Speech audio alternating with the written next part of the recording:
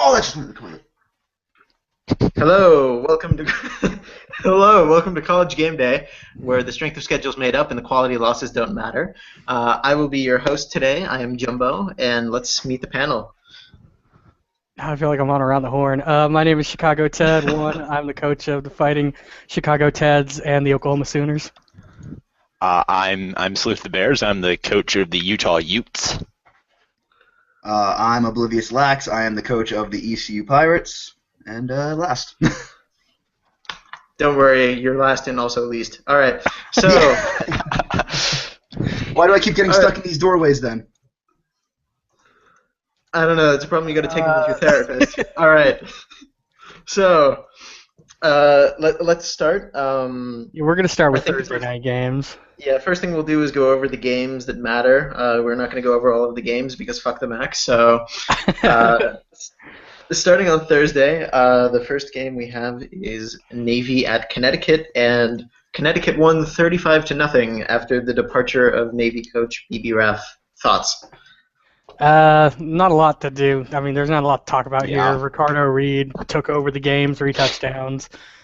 Greg Cunningham, solid performance, 18 for 24, 275, 2 touchdowns.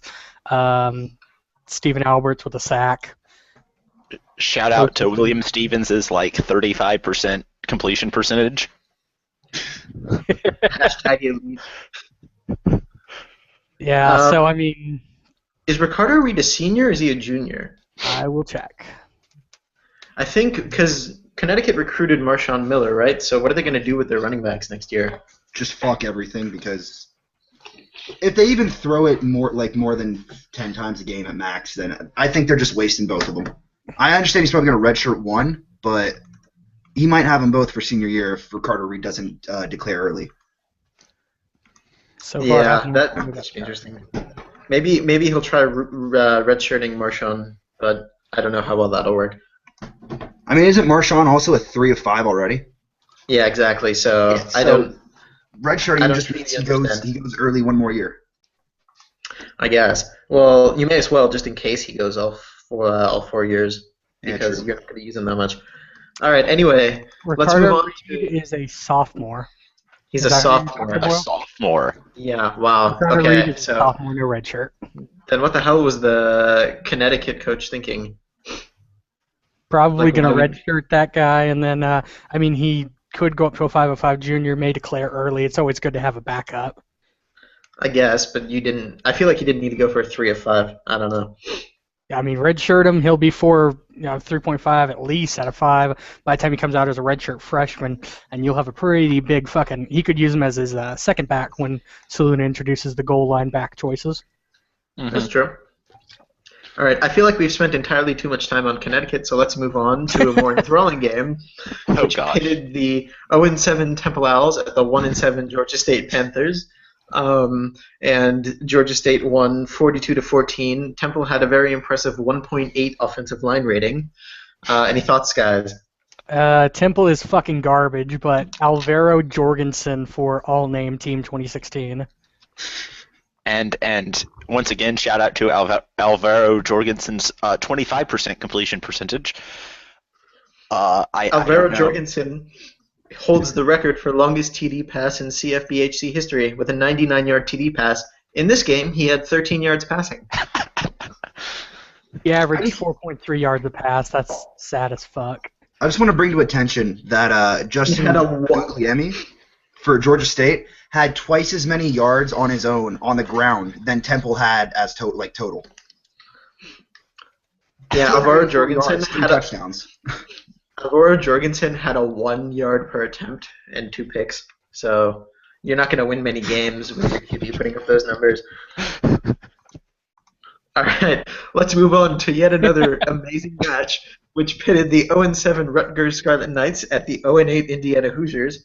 But in a surprising way, this is actually an entertaining game, which included a blocked punt return for a touchdown, which you don't see very often. And Indiana pulled off a 45-42 win.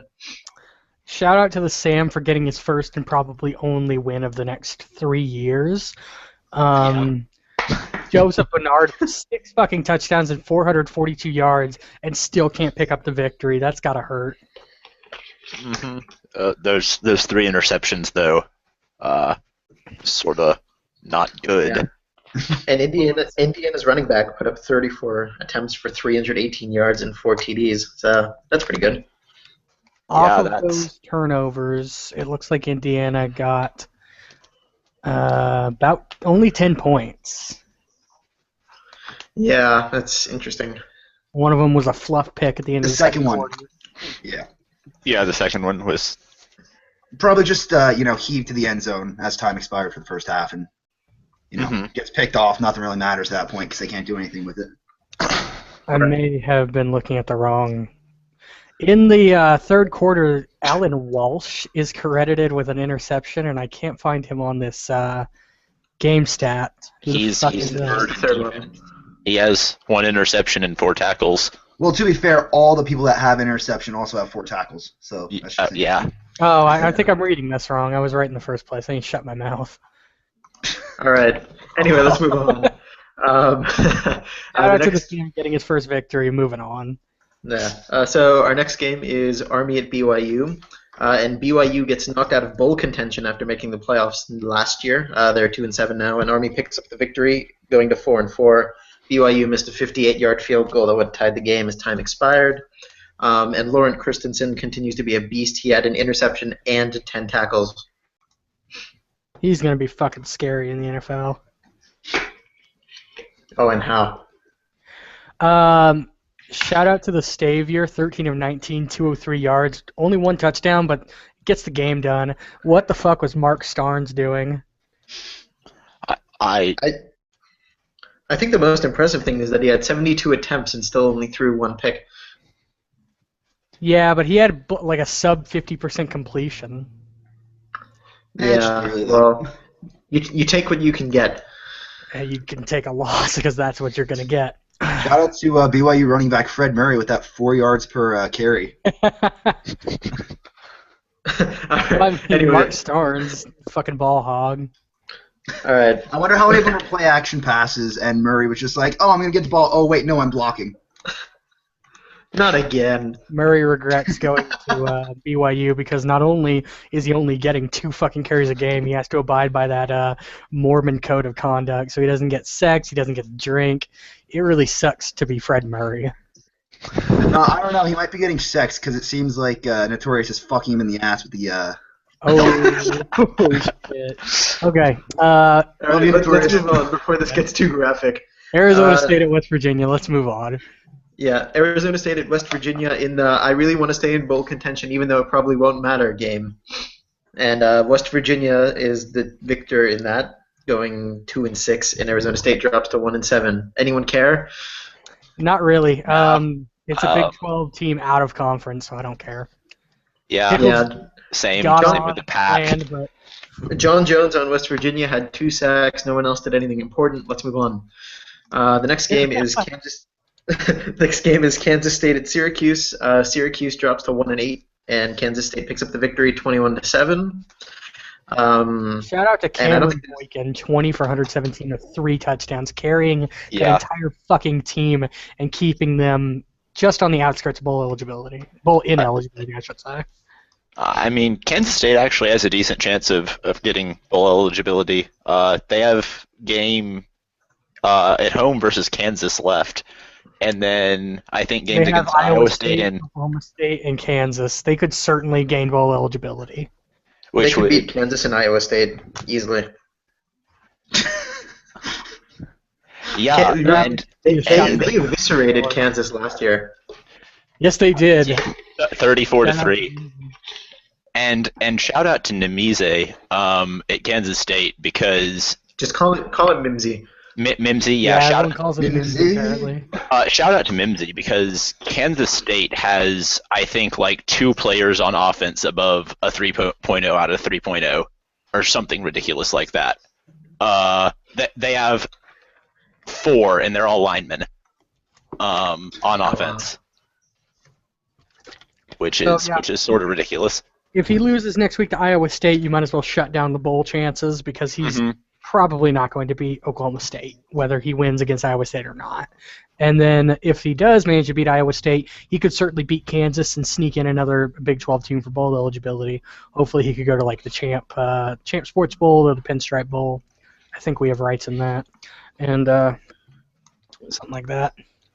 Anywho, Illinois at Minnesota.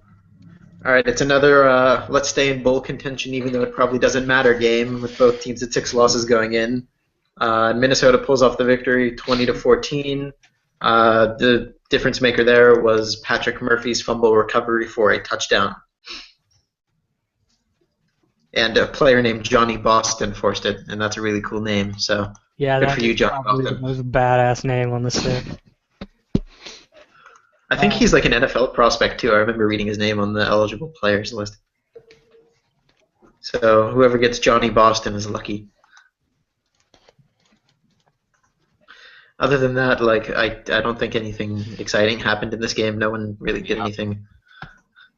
So let's move on to the final game of Thursday night, which pits Fresno State against Utah State. Fresno State won 35-0. Adrian Jenkins from Fresno State, 75% completion, 268 yards, 2 TDs, not too bad. Utah State looks like they're slated to go winless this season. Yep. Time for our favorite Yay. line of game day. Do they have a coach? I believe don't so. think they do.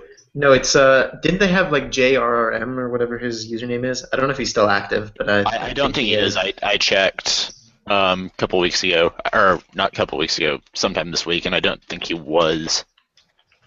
I mean, I don't blame him. Going 0-9 with that shitty of a team can break anybody's spirits.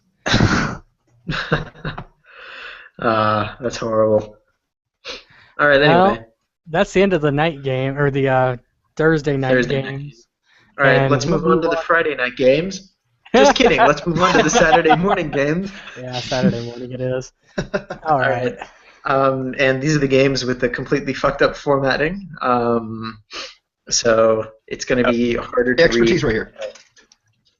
So, all right, our first game is Duke versus ECU at a neutral site in Charlotte. I'm not 100% sure what the stadium is, but it was a neutral It's site Bank game. of America.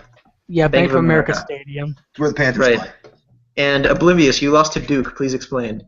Well, you ever seen Remember the Titans, where Denzel Washington's character talks to Turk from Scrubs and asks him about how many feet are in a mile?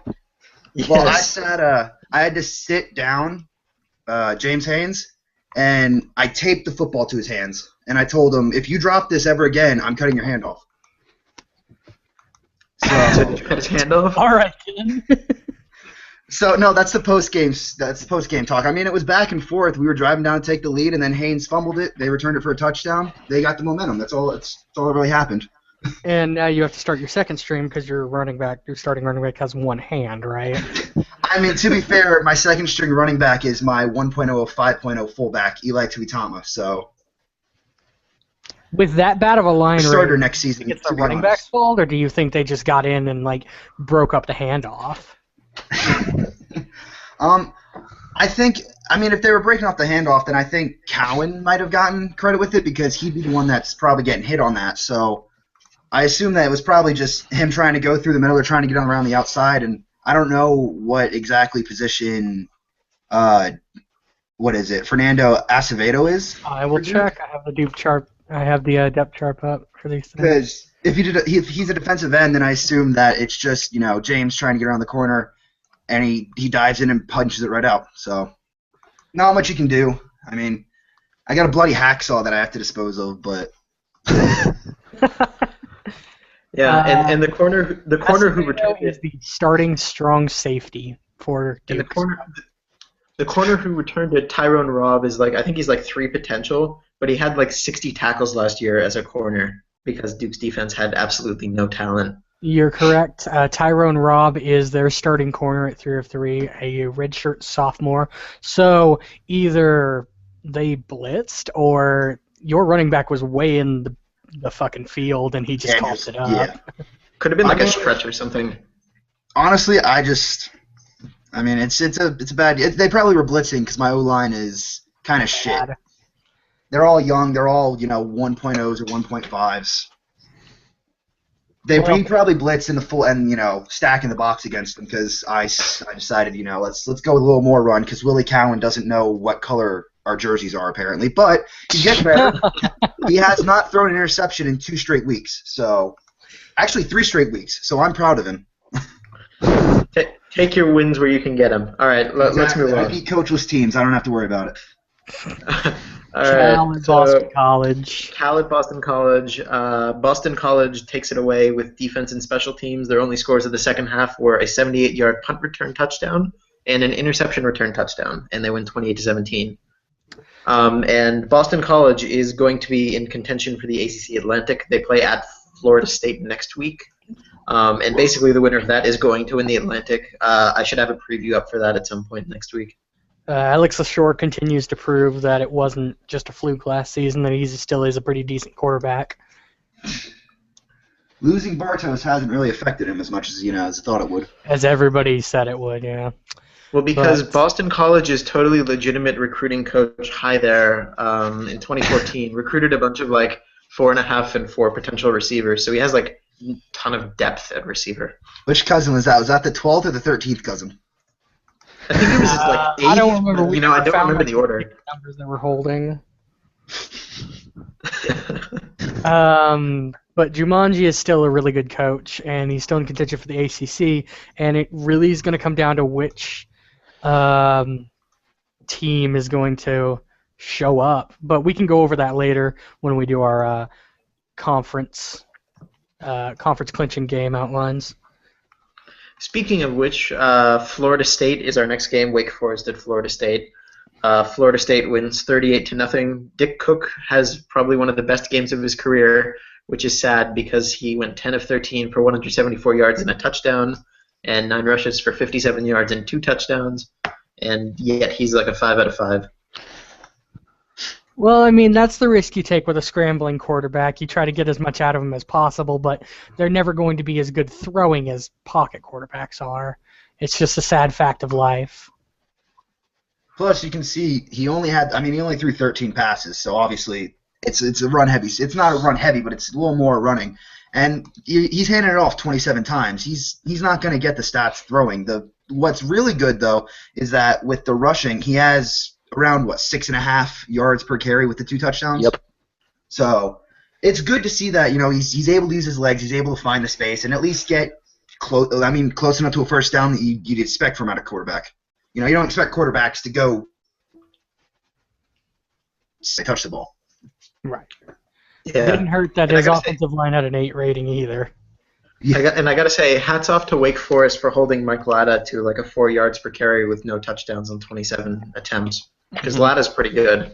You can only do so much with that team. They got blown out, but the stats don't. The stats are a representation that it wasn't as bad as it looks. I mean, if you look at the score summary, they held him in check in the second half. It was just an interception return for a touchdown, 83-yard punt return for a touchdown, and then the final score was a 44-yard field goal. They held the offense in check. Wake Forest couldn't get anything going in the second half. Or the first half. Well, yeah, but that was unspoken. We move on to Virginia at Louisville, a great ACC basketball matchup, a fucking horrible ACC football matchup. Well, Pat Ballard in this game went 33 of 45 for 519 yards and 5 touchdowns. So would you guys say he wrote his own? Oh, never mind. Wrote I was his going to own say what? ballad. I was going to say the ballad of Pat Ballard, but that doesn't work very well. That would have been it would have been a decent pun. Well, I said it, Anyway. so Yeah. My Bob favorite part of Dowler. the entire thing is he found Quintavious Pearson from the same exact spot 10 minutes apart in the second quarter. Same exact play. You'd think Virginia's defense would understand it was coming. I don't want to break NP Clem's heart or anything, but yeah, Virginia's defense is not very great. well, I mean, the commissioner of the league did comment that, and I quote, "You deserve it for refusing to change your game plan from something obviously shit," end quote. Well, he did change his game plan because instead of running 3 times, he ran 14 times. Why would Trey say something like that? I No, am the like commissioner of the ACC, but he meant not Saluna. That's the joke. Yeah, I'm talking about like Ah, the NCAA appointed commissioner. yes. Anyway, Virginia's shit. Louisville's good. As good Louisville's as not the 3 really and good, 5 can No, be. they're 3-5. Yeah. Anyway, moving on. We've got Rice at Cincinnati. Rice is good. Just kidding. Rice is bad. Cincinnati's good. I mixed up the teams. Yes. So Rice is bad. Cincinnati's good. Yeah. Cincinnati wins 21-0. Shout Robert out to Wright Cincinnati had a good for game. 8-1. I know they have a coach. Who the fuck is it? Who, Rice? No, Cincinnati. Cincinnati. Who Day? Oh yeah. What a Who Dey horrible 17. name. Yeah, it's the Who Day or whatever it is. Who Day 17. What a horrible name. Shout out for having a good team, but fuck your name. Well, I assume it's probably because he's a Bengals fan also. Well, And no Oh, shit. wouldn't that be a Saints fan? Aren't they the ones that are always saying No, No, they that's say who. Who That's Dat. Who Dat. Oh, what a fucking difference. Don't worry, both of them are stupid. All right, let's move on. The Alright, Purdue wait. train does not stop rolling for anybody, including Maryland. And Purdue clinches a bowl. Choo-choo. Good for them. But I gotta say, Corey Mendoza's fallen off from his start to the season.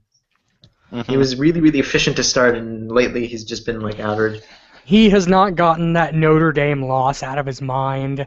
Inspiral has tried everything from hypnotherapy to just making him run suicides, and nothing has worked. His confidence has been shaken since then. It's good to see that they're getting into a bowl game, but I don't know if anything can be done to repair his psyche from that loss to a backup quarterback against Notre Dame for the rest of the season. Maryland's kicker is named Elon Youngblood, which is a really cool name. Yeah, maybe if you're a hockey Yeah. player, but All right, Possibly anyway. second team, all-name team 2016. Who's the first name kicker? I'm sure we'll find one. Probably. Just throw a All I right, forgot he was a kicker. He might be first, second, and third. Same team. all right. Anyway. And our trend of entertaining games continues with number 9 Georgia at South Carolina, and Georgia wins 13-7. Guys, I gotta ask you. Something's been on my mind for a few weeks now. Why does Georgia seem to walk into games, sleepwalk, and then walk out with a close victory every week? Never seems like they blow anybody out. They're never really impressive. Why do you think that is?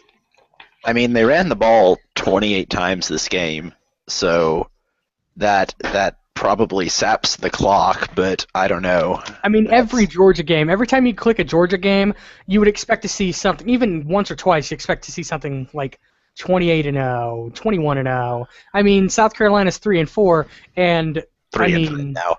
yeah, 3-5, and basically Georgia kicked a field goal and then got a game-clinching interception with 32 seconds to go. South Carolina could have easily won this game.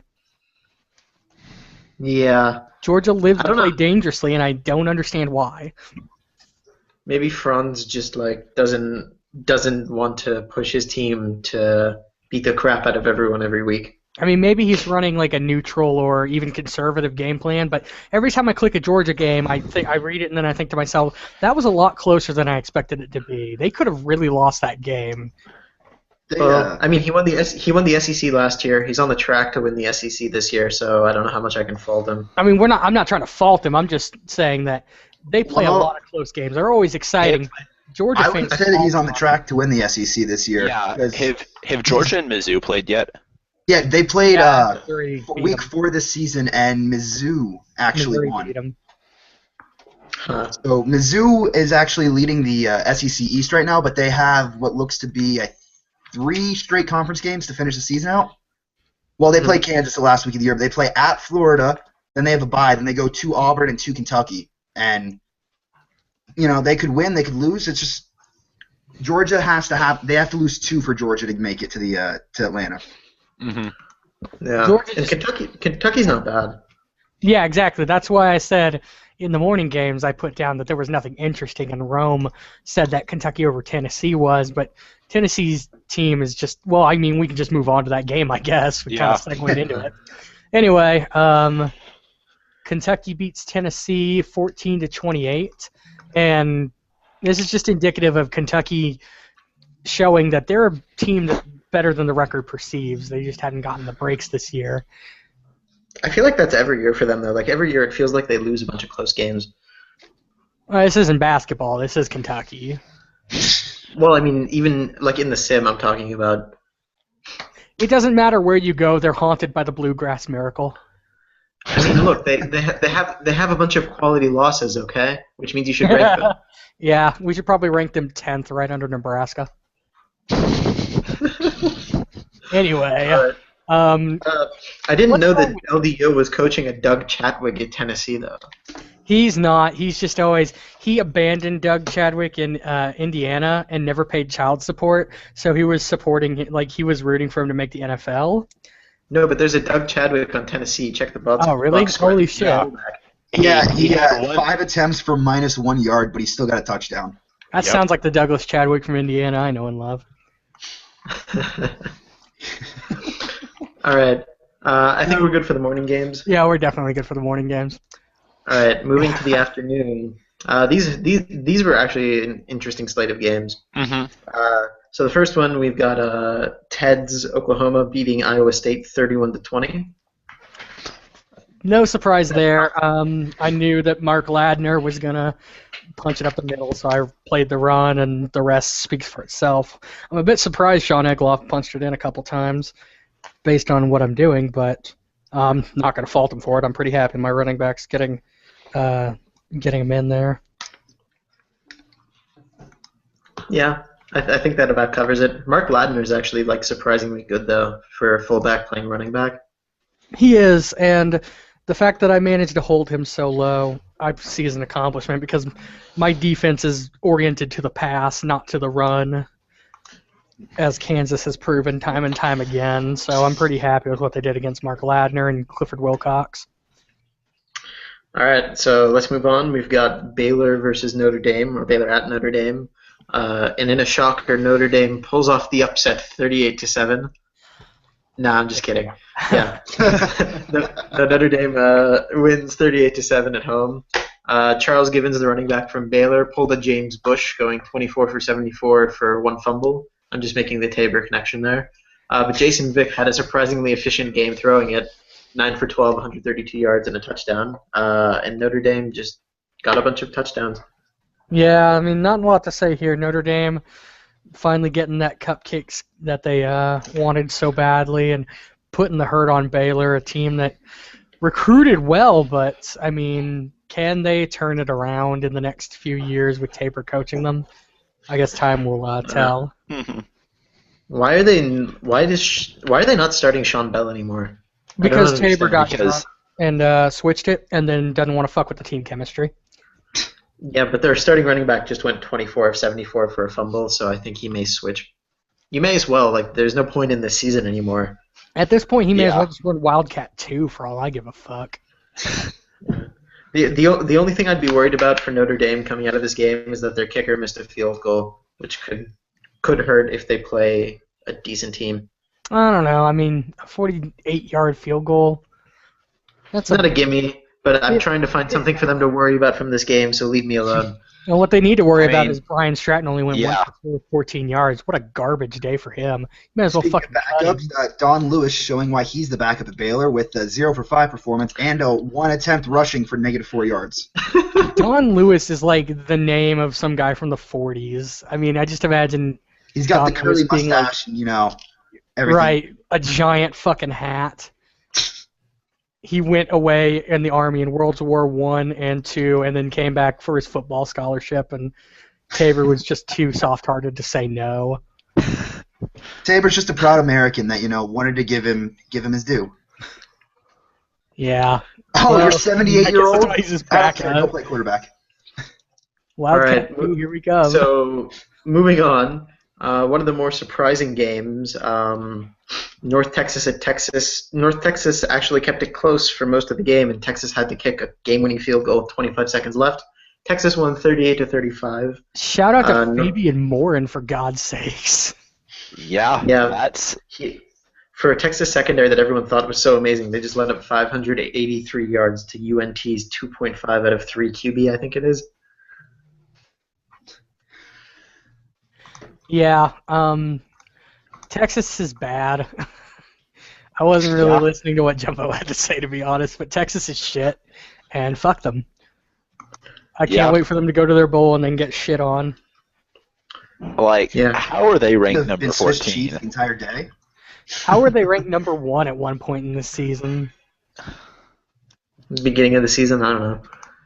Also, shout out to UNT for having a receiver named Allen Allen. All right. Yeah, that's a first name Remi- 2016 remi- right there. Reminds me of Louisville's defensive end Dwight. Oh my god. I feel like that one's cooler because it feels so unlikely that someone would get the first name and last name Dwight randomly. You know I what? think- I mean, Texas, Azul has got to be extremely happy he has Gino, because if he did not have Gino, I don't know that he is even above 500 win percentage this season. Gino has fucking saved his ass more times than a kicker should have this season. I'd say in this game, though, it was more Ivory Hole picking him off. I mean, he might have sucked the entire game, giving up almost 600 yards through the air, but Texas just scored. North Texas, I don't know where they were on the field, but they could have been starting to drive down and wasted all that, the remaining 3.5 minutes off the clock. That is He true. goes up, he picks it off, about 3 minutes left, and then Well, no, Texas they- just runs it out and lets They Gino hit weren't it. killing time because Texas scored the touchdown at 3 minutes and 36 seconds, and the pick was at 3 minutes and 2 Yeah. seconds. We have word from the NCAA commissioner that Texas defended the run against North Texas. So Azul was fucking stupid or Oh, he didn't game plan. wow. So he stacked he stacked everyone in the box, and then There's a he chance was Azul like, did screw not it. game plan because he did not do round 2 or JUCO recruiting that I'm aware of, according to Vice President Earl. And we also have a comment from the audience saying, Sean Jenkins, talk about the best receiver of all time. Yeah, he had a pretty good game. 19 for 225, 2 touchdowns. Yeah, 19 that's receptions. beautiful. It's okay. Yeah. Sean Jenkins, if you're ever looking to play with a team that could actually go to the playoffs, give me a call. We could certainly use you on the Oklahoma depth chart. Oh, I thought you were talking about Green Bay, and then I was going to tell you that you should I stop mean, he dreaming. can come to Green Bay too. I don't care. I just want him. I want him on my team. All right. Anyway, let's move on. Next game is Mississippi State at LSU, and this one actually resulted in an upset. The Mississippi State won 13-10. the fighting And clan there. R.J. Wilson's missed 42-yard field goal in the second quarter comes back to haunt LSU.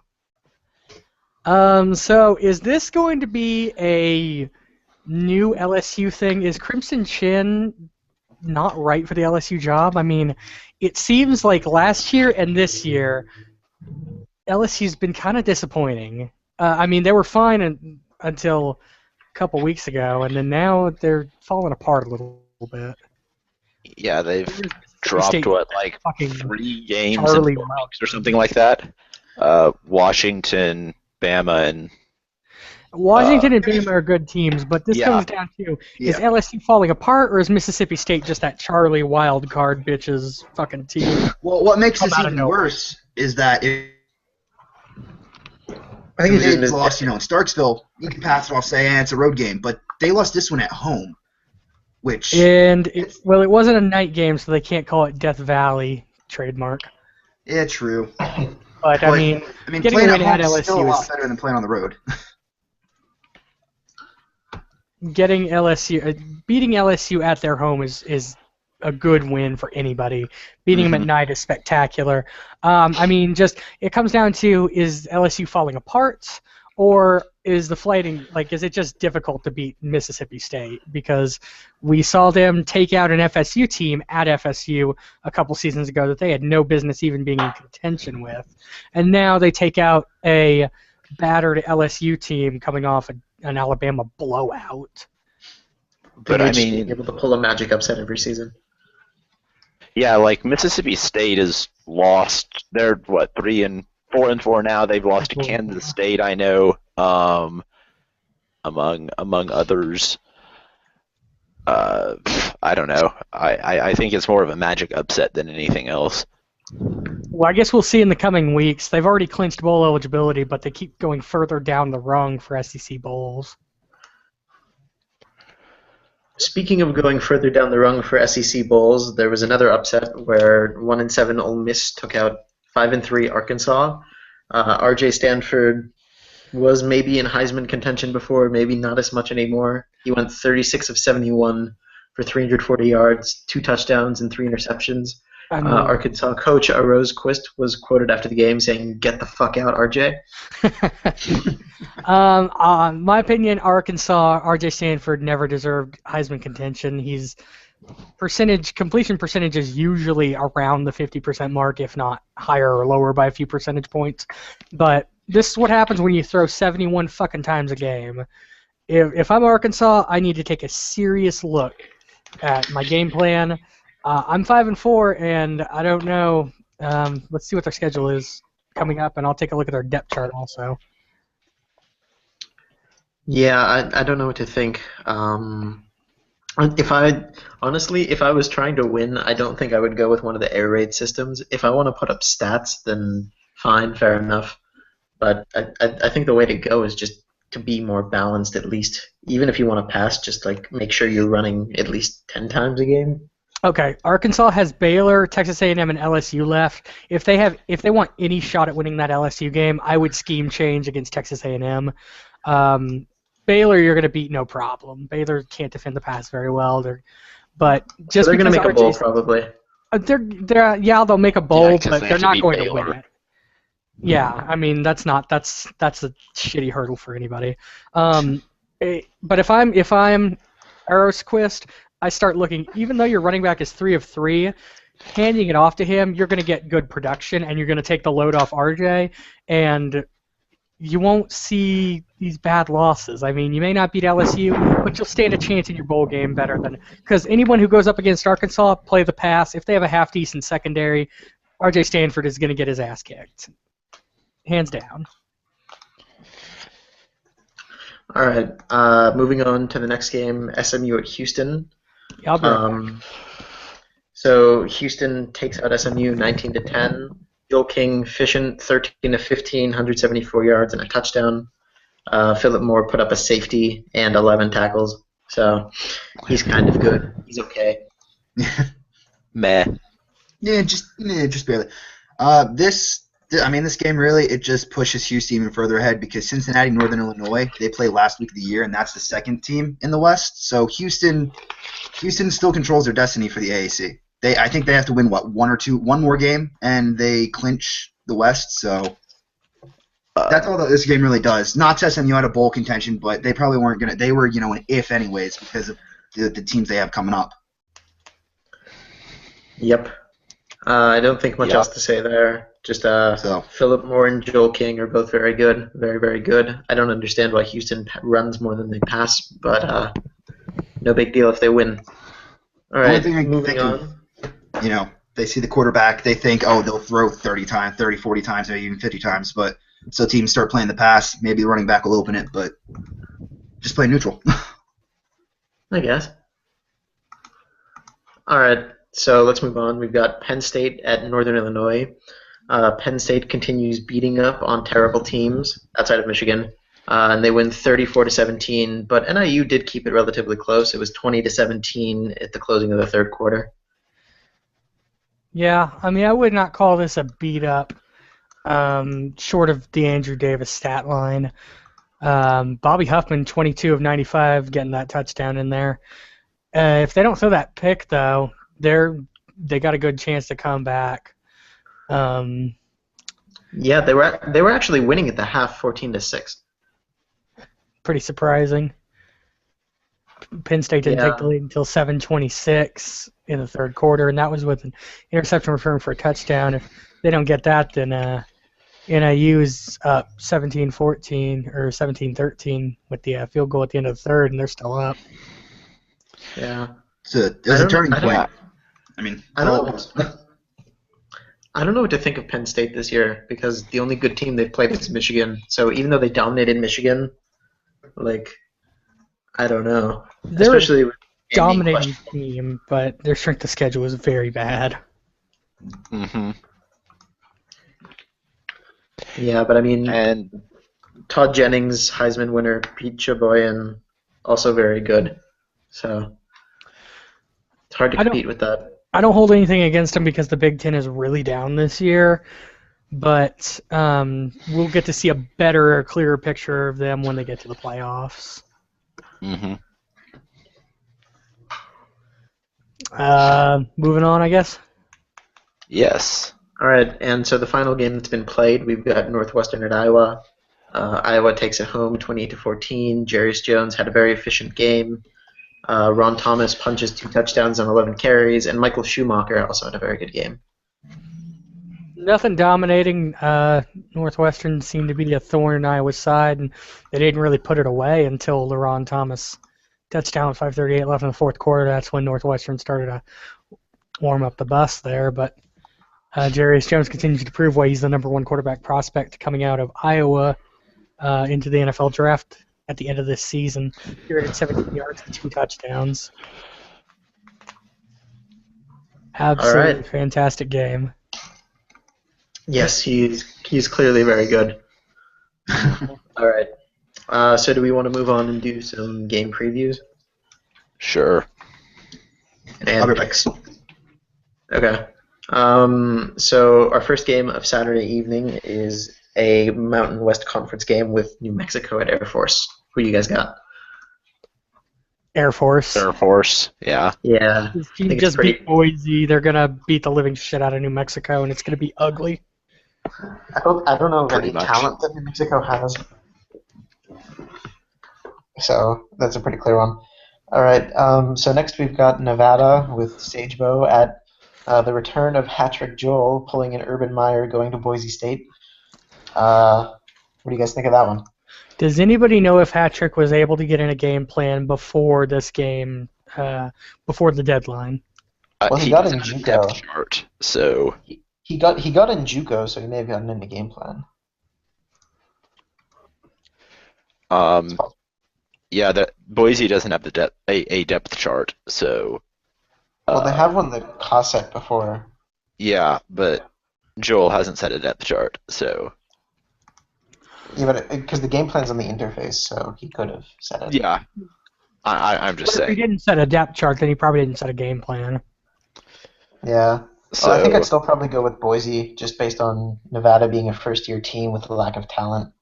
You know what? I'm sorry. I'm going to have to take Nevada in this one with the upset. Boise did Really? not look good against Air Force. They did not put in a game plan. If they didn't put in a depth chart even, Nevada's definitely got the upper hand here. But I also think that's a stretch because Air Force is a team that's been recruiting for a while. They actually have talent on their team. And Boise's at home. If it was a road game, I'd consider it, but the Smurf turf, I think you got to take Boise. yeah, I think Boise is good enough to pull this out. Nevada doesn't have that great of a team, but yeah, that's all I've got to say. I'm still going to Alright, take anyway. Nevada. I mean, Nevada's played a couple ranked teams, couple good teams, and I mean they've just been blown out of the water by them. So I don't see this really being any different. I mean, I know Boise State's not ranked, but Boise State's still a good team this year, even without A QB. quarterback like they normally have. It's just, yeah, that's really all Nevada has. I mean, All right, our next game is number 22 Colorado State at San Jose State, another Mountain West game. I Does think you got to anybody- go Colorado State here. I agree. You got to go Colorado State, but does anybody know if Slaughterhouse 5 put in a game plan on this? Because he did not game plan for the Dallas game last week. I don't think it matters. San Jose State's coachless unless they got a coach in the past. No, I Couple think days. they. I Yeah, think I thought they they were announced coachless by. Yeah, so even without a game plan, I think it's pretty irrelevant. Oh, I'm think just there's trying a way to that discuss San the Jose coach State because wins. there's not a lot we can talk about in this game. It's going to be a fucking blowout no matter what. Yeah, I think pretty much Robert Martin on Colorado State's good, and San Jose State's not good, and that is the difference maker. All right, let's move on. We've got undefeated number 17 San Diego State and Orly Vaccaro going to Vanderbilt.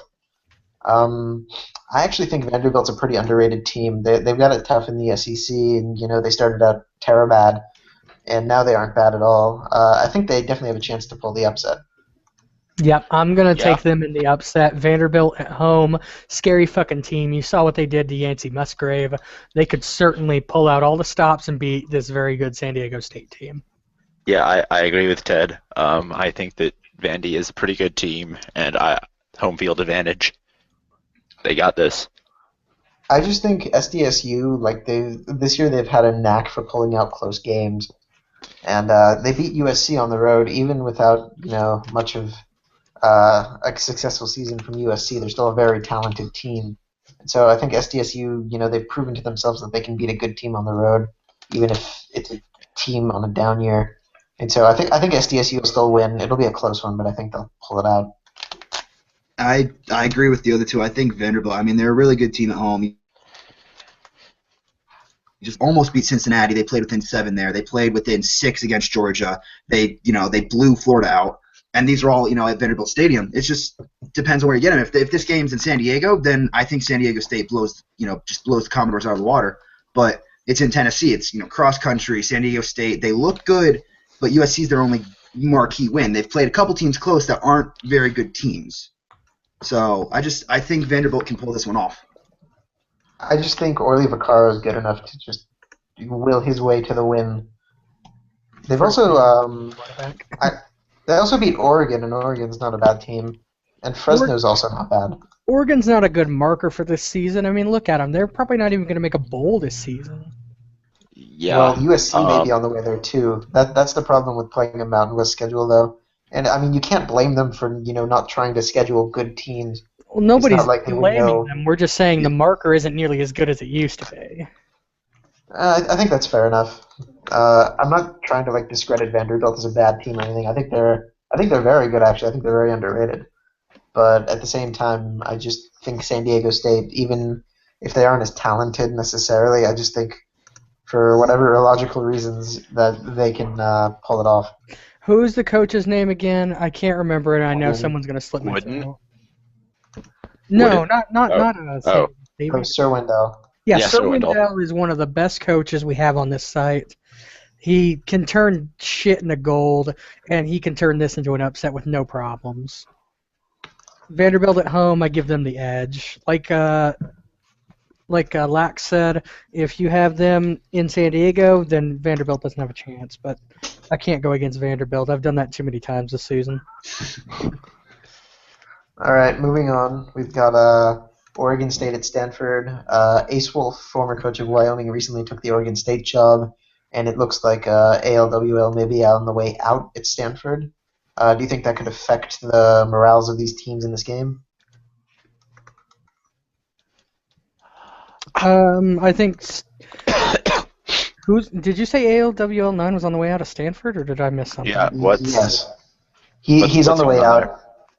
The rumor is if Dactor does not get the Florida job, he will take the Stanford job, and ALWL will leave for a different job. I think that Stanford can pull this off because Ace Wolf just appeared to this Oregon State team, and this Oregon State team is not that good.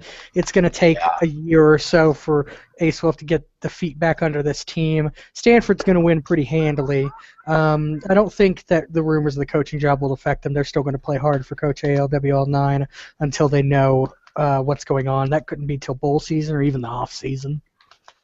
Although, yeah, I think if it was last year, I'd give Oregon State a better shot because they would have Ryan Clark, but he's sitting on the bench in Cleveland now, so I don't think they have much going for him. Sorry, I interrupted you.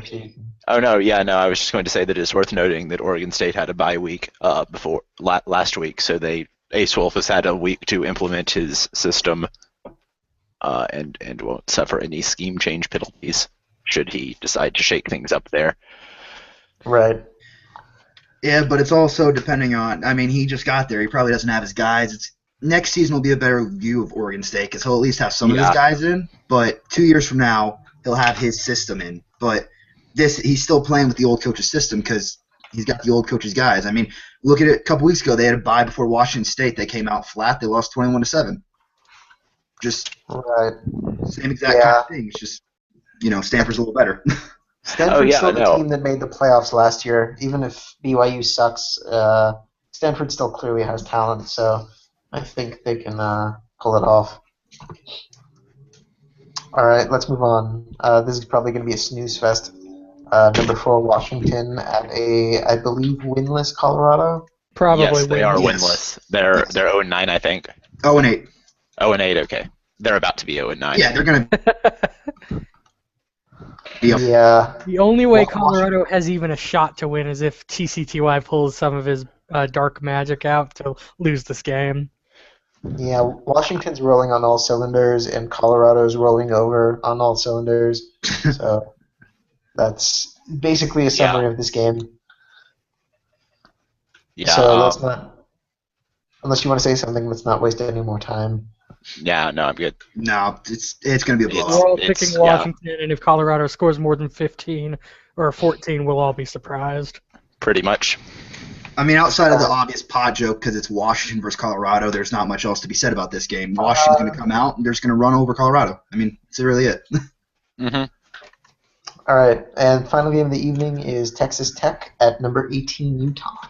Woo. Salute the Bears if you want to give us your keys to the game. Oh yeah, so Texas Tech, I think I'll win. Sorry, Texas Tech, I think I'll win this. They're not doing that hot this season. They pass the ball pretty often. I've got a pretty good pass defense. I think it's number 10 in the country. So yeah. Okay, so the key to your game is your pass defense. Yes, it is. Yeah, I think Utah's got this one basically in the bag. Texas Tech's offense has been anemic for years, and now they don't have the defensive tackle pair. So I don't think it's going to be much of a problem for Utah, even though Lambeau is a good coach. Weiss is pointing out that there is scheme changes after a bye week, but I don't know how those affect when a new coach is implemented after a coachless team has been coaching. That would be up to the commissioner. That is true. To us. I picked. Did we do our picks for Texas Tech at Utah? Sleuth, were you done with your keys? Yeah, I'm done with my keys. I'm gonna have to take Utah in this game. They're a pretty damn feisty team. Texas Tech is not the team that they were last season when they went to the Big 12 championship. They're a little bit flatter. Their defense is still good, but their offense does not make up for it. Utah will win this one, but it will be closer than the experts think. Okay, Yeah, fair enough. Yeah, Utah by that's probably. what I'm thinking too. All right, so let's move to the night games. Our only game between ranked teams this week is number 7 Arizona and number 20 UCLA. What does UCLA need to do to win? Forced turnovers is the only thing I can think of. Yeah, Arizona's a pretty solid team that they can score and they can defend. They don't really have much of a weak point that I have seen looking at their games this season. They would either need to be outmatched offensively or UCLA is going to have to force turnovers to be able to hang with them in this game. And I mean, UCLA has, I believe, the number 1 pass defense in the pack. That they have a number 1 something in the pack. Let me open up. I'll open up the team stats while you're talking. Yeah, they have the number 1 pass defense in the pack. So yeah, but Arizona's passing game is very, very tough to beat. I think when it comes down to it, I think Arizona just is too much for UCLA's secondary to handle. I'm opening up the team stats right now. We can look at it by conference. and UCLA is first in turnover differential in the pack too. So Huh. Is that what you have open right now? I do. Okay. Yeah, Arizona. Arizona is the number 1 points per game too, with UCLA being second. So we're probably going to get a really high-powered matchup here. Yeah, and this is in Los Angeles, so I think this will be a pretty good game. I still think Arizona pulls it out though. Yeah, I have Arizona winning a pretty close one. Yeah, I think it being on the road makes it tougher, but I don't think UCLA can put up enough on offense to compete. Coach Neo has got to be sweating this one out, though. It's probably the biggest game of his season, short of the championship game if he makes it. Well, I don't know if this is going to be considered exactly the biggest game of the season for Arizona. They still got Utah in a couple weeks, and that could decide the Pac-12 South. Yeah, they come to Salt Lake in week 13, and that's in all likelihood will determine the Pac-12 South. Well, With if Arizona UCLA win. UCLA, then Yeah, but, if UCLA wins, then things get interesting because I have to play Washington in Seattle. So if UCLA beats Arizona, then they could run away with it. They have Arizona State, Oregon State, and USC left on their schedule, so this could be UCLA's time to take. If they win this, they could take the South Division in the Pac. This game tonight's either going to make it a two-horse race or it's going to give UCLA the driver's seat because Utah still has 2 tough games left. Washington still has to play same amount of games, and UCLA has cupcakes outside of USC. Who's in first right now in the Pac-12 South, or is it a tie? It's a tie between Utah and Arizona. We're both undefeated in the conference. Who did UCLA lose to? Because they Utah. played 4 games instead of 3. UCLA. Oh, UCLA still undefeated though. Yeah, UCLA lost in Salt Lake a couple of weeks ago. Oh, okay. So, well, fuck what I said then.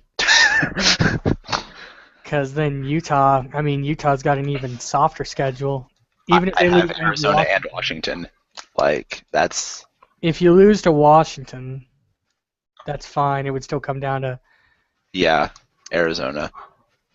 Yeah, so no matter what happens in this game, it's going to come down to Utah-Arizona because UCLA's got that one loss. Mm-hmm.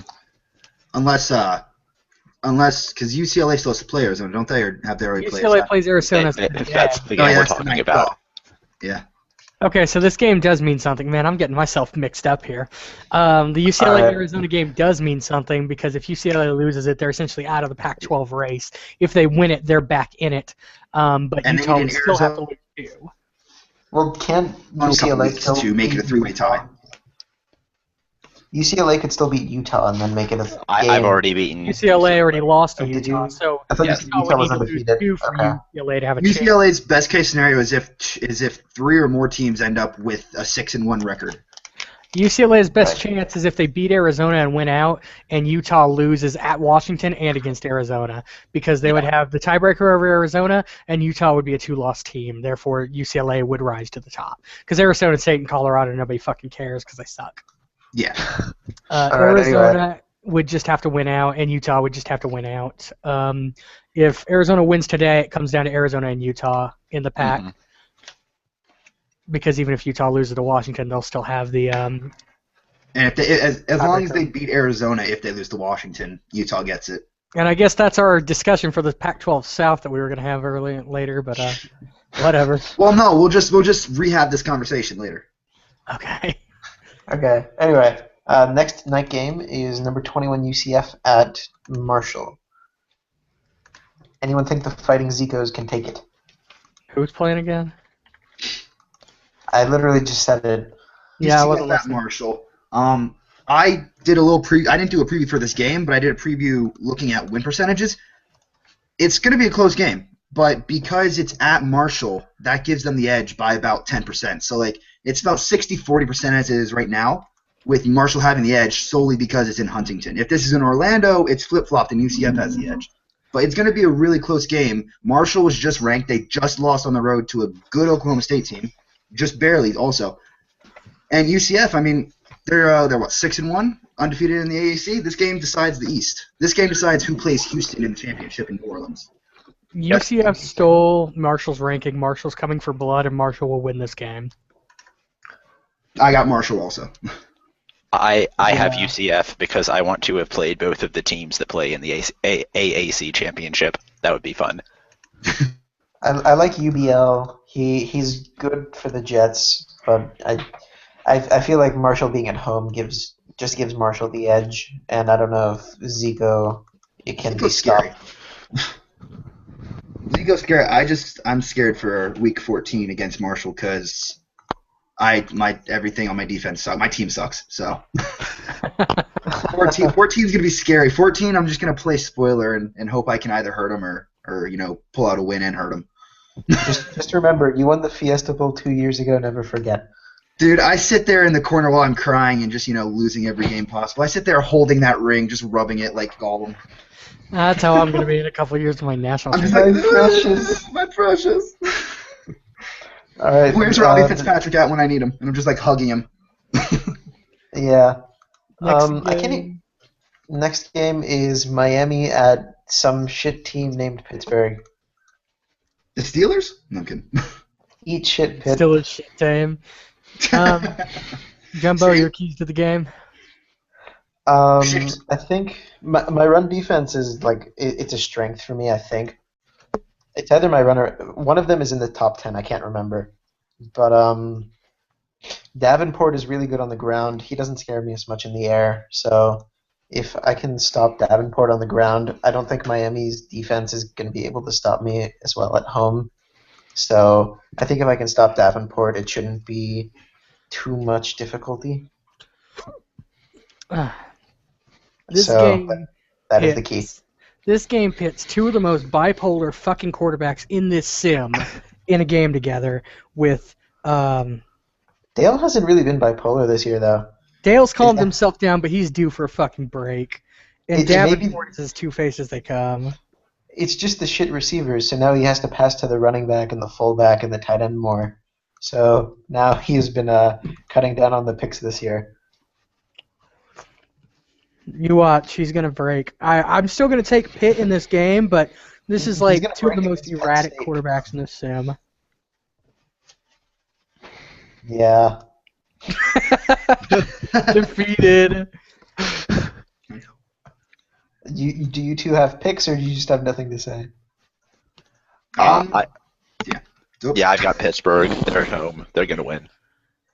Yeah, I got Pittsburgh at home also. I haven't really seen much from Miami this year, so I can't really tell you how good or bad they are. But I mean, it's a home game for Pittsburgh. Home teams always have an advantage. I got to go with the home team in this. Yeah. Although Xander did set a depth chart this year, so it's an improvement over last year. I forgot he was their coach. I was thinking, man, they haven't had a coach since Santa Banana. Maybe they haven't. All right. Anyway, the next game is number 11 North Carolina at Virginia Tech. I don't know why Virginia Tech got a night game, to be honest. Probably because Touchdown Jesus elevated them to the night game status.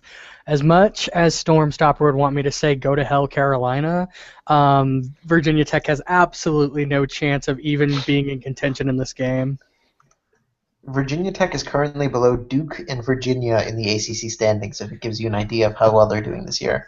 They beat 5 Cream Puffs, and then they lost their first 3 ACC games. Holy fucking shit.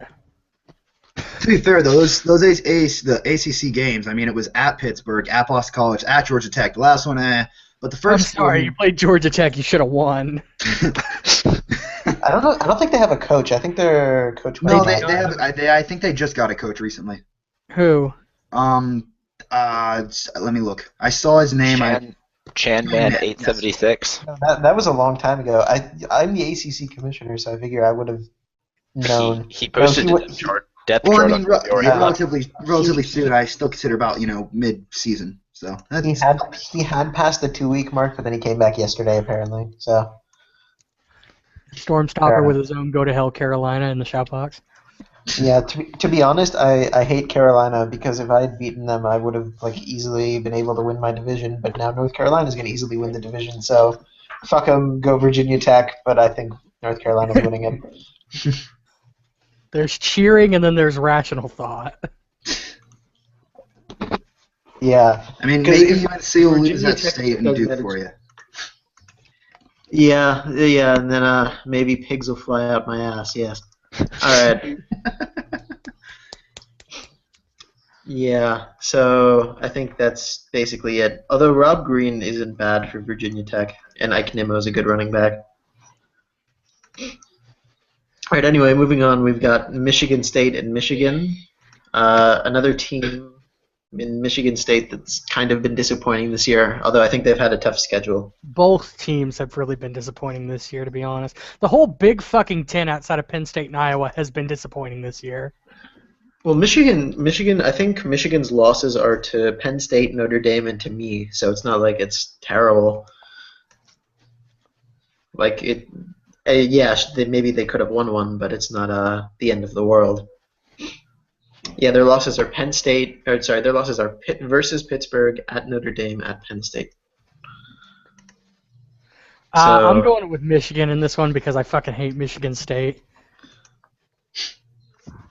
yeah, I think if it was Michigan at Michigan State, I would give Michigan State a chance, but on the road and with the way they've been trending down this year, I don't think they have much of a chance.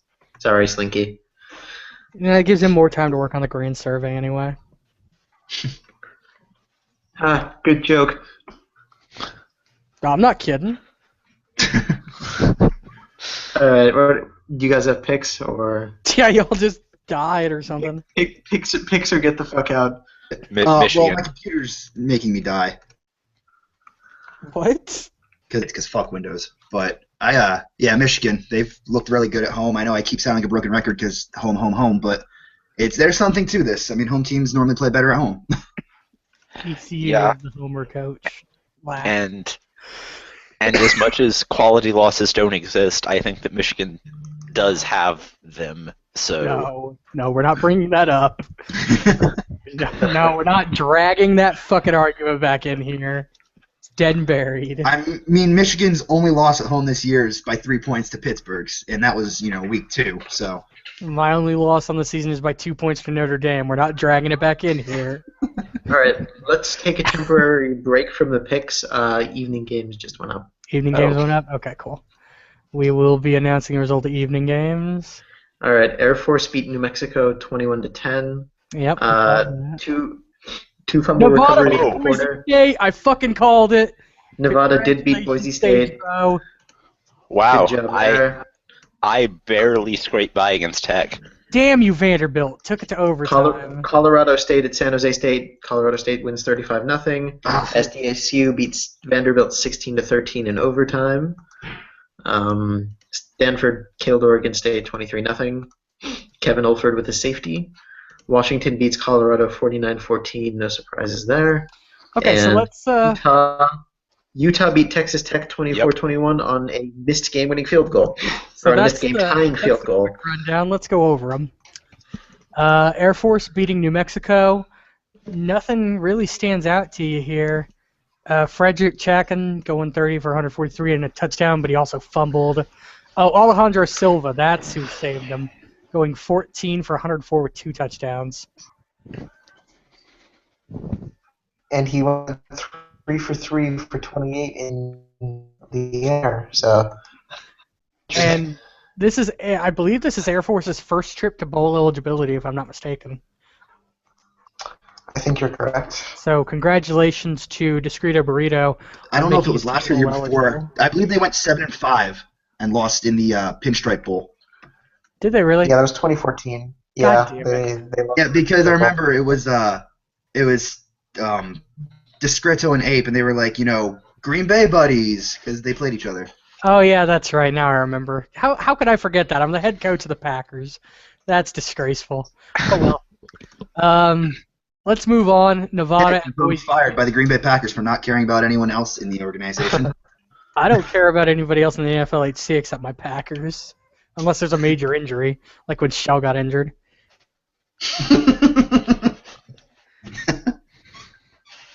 Okay. Colorado State beat San Jose. Actually, we need to go to Nevada. Sorry. Yeah, Nevada beat Boise State 17-10. So good call by all of you except for me. I thought I was the only one that picked it. I don't. I think so. I think it was 2 of you that picked Nevada. Did Lax drop? It's ambiguous on mine. I never took one. I don't know why Lax is here. So shout out to Sabo. I told you that Nevada would win. Darren Carroll, 5 for 9, mainly playing the rush, but I mean, you got to think that if Hat-Trick Joel was able to put in a game plan, or even put up a fucking depth chart, he might have had a shot in this game. But Nevada staying out of the fringe of bowl ineligibility, getting a solid victory, not as nearly as big as it would have been in years past, but he seems pretty happy about it. Yeah, and Boise State played the rush, or decided to rush the ball, ball, and it just failed miserably. Moshe Jackson was 30 for 100, carried the ball 30 times for 118 yards, just didn't work. That's less than 4 yards a carry. Not particularly good when you're rushing the ball 30 times a game. Yep. Not much more to say about that. Maybe next week, if Patrick Joel can get a fucking depth chart and a game plan in, then they can bounce back. But right now, as it stands, if they keep cruising like this, they're not going to get bowl eligible. Let's see who they have left. They're in the Mountain West, aren't they? Yes. Yeah. They have Utah State. Okay, they're going to get bowl eligible. Shut up. Colorado State and Wyoming. They could like, you could burn down the entire football complex, and 2 of those are home games, and they'd still win. Okay, so I'll shut up now. I'll be back in like 30 minutes. My computer is about to shit itself. Okay. All right. Yay, restarting. Well, Colorado State killed San Jose State 35-0. Backup comes in and goes 14 of 17 for 158 and 2 touchdowns. And Yes. Robert Martin went 35 of 49 for 400 yards and 3 touchdowns. So Shout out to Tyrone Cox proving he wants the job when Robin Martin graduates or gets injured. yeah, I think that pretty much clinched him the job next year. Always good to see a young man stand up and try to take charge of his position to make sure he can move up in the depth chart and show he's earned it for the next season. Yep.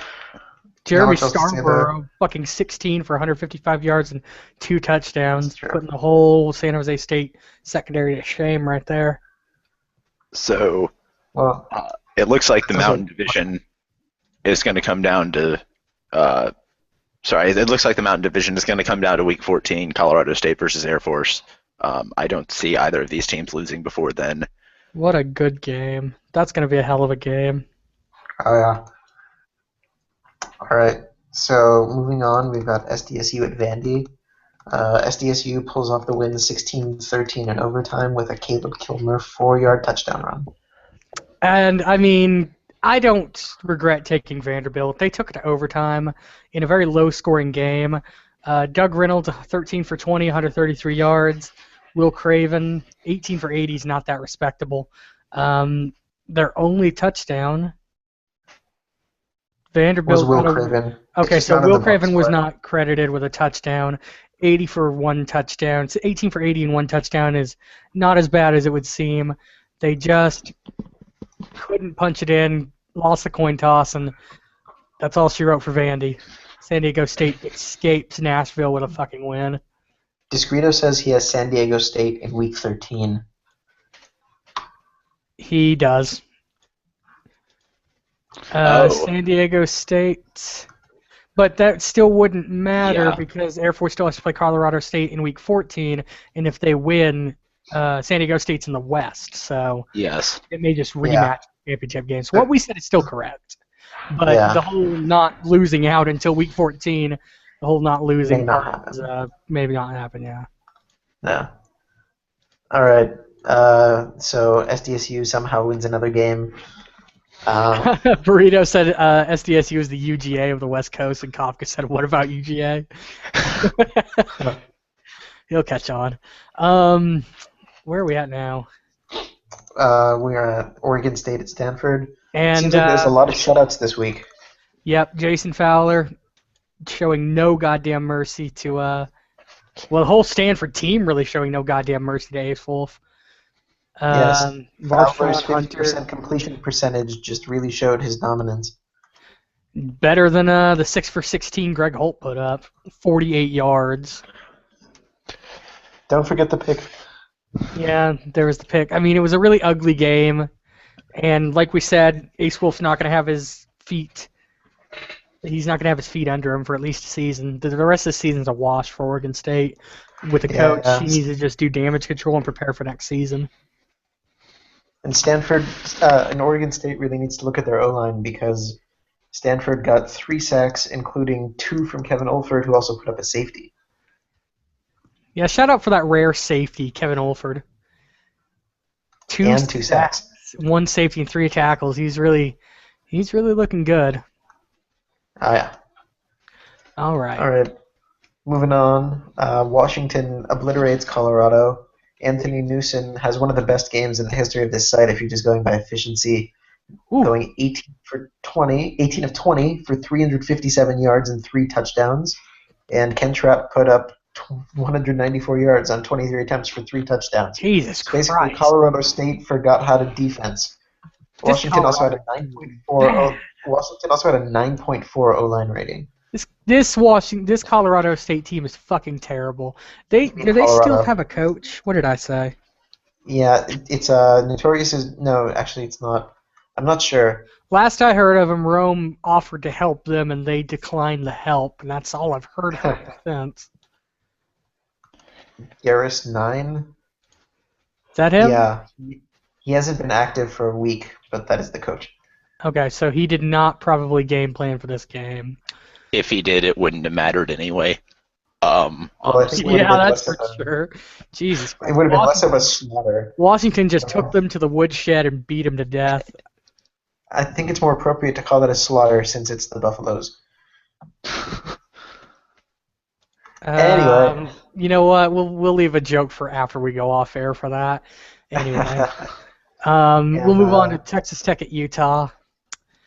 Sleuth the Bears pulling out his magic. Yeah, I was pretty confident in this win, so I shook a couple things up. I also played the run, and they only rushed it 18 times, so... Yeah, you don't play the so, run against Texas Tech. Oh, no, sorry. I mean, I played the pass, and okay. they rushed it 18 times for 102 yards, which sort of contributes to that. They're really balanced, but I would say playing the pass was a good idea against Texas Tech. Yeah. Lambeau's got to be pissed at his kicker. Well, I mean, you sent the kid out to kick a 48-yard field goal. You knew what you were getting into. You probably had a better shot at Hail Marying the fucking thing. And I got to say, it's pretty impressive that in a game between Texas Tech and Utah, Army's center got injured, and he's out for 1 game. Who?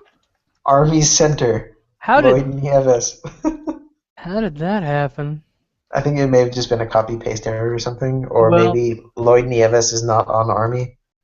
It says UT, Army, so maybe it was just a fuck up. I'm gonna refresh my screen here. Maybe he got injured in the Army. Let me check my depth chart. That might be my center. I'm not sure. Yeah, that's my center. He went out to an Army base and injured his arm.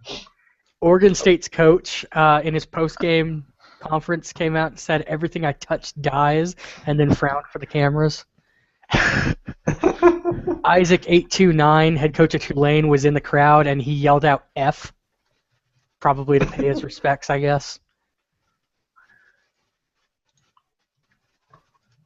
Franz Kafka says that he attended the Al Davis School of Coaching.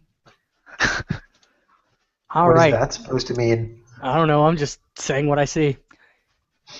All right, let's move on. We've got. What are we? Are we on the rest of the night games now? I think we have. Yeah, we're gonna preview the final 3 night games. All right, we've got number 10 Wisconsin at quality loss. I mean Nebraska.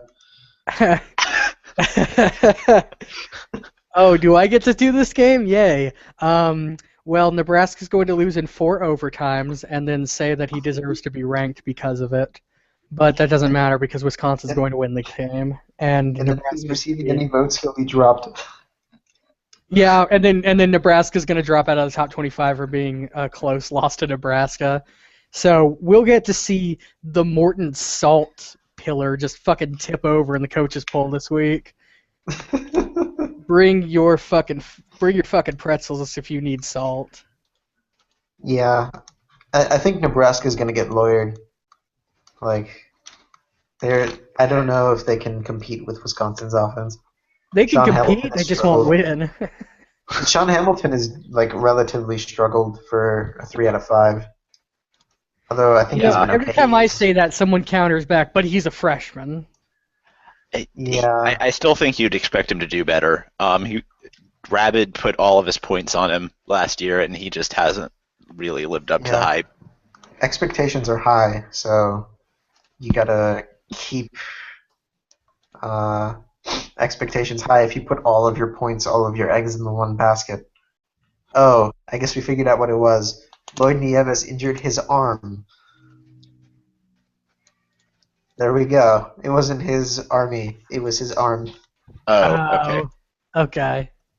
So That's unfortunate because he's my 5 out of 5 center, and he's out for I think Washington, which is unfortunate. That's very unfortunate for you. Yeah, Yep. that's All right. So back to Wisconsin and Nebraska. I think Taffy's a very good coach too. So it's going to be tough for Rabbit to pull it out. yeah. I have Wisconsin here. I think they can go on the road, pull out a win. I think they're just the better team. They'll pull out a quality win, or not quality win, and then Nebraska will get another quality loss to put on their shelf. All right, let's move on. We've got Texas A&M and the declining Maddie Swift at number 13 TCU. That just feels like it's wrong to say. Number 13 TCU. You know what sounds even more wrong to say is that TCU is going to win this game in a blowout fashion. Maddie Swift is going to shit the bed. Nathan Burden is going to take the burden off his shoulders, and he's going to go out there and just light the fucking field of fire. TCU to win this one by at least 14. Yeah. I don't know. A&M has a new coach, don't they? It'll be interesting to see what he can do, but I agree. I think that TCU is going to beat them pretty soundly. I believe their new coach is an A&M fan, and he may look at Maddie Swift and decide to actually have him throw the ball. But I think your first game on the site against a TCU team that's actually now pretty talented. It's a tough task. I don't think if it was at home, I'd give Texas A&M a shot. On the road against Danger, who, to give him credit, he is a good coach. And so he's done some good things with TCU even when they were complete garbage. So I think it's a tough task, and I don't think he's going to be able to pull it off.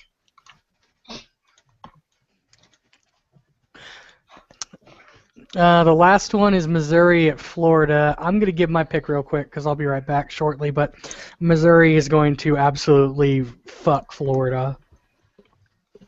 Yeah, I totally agree with that.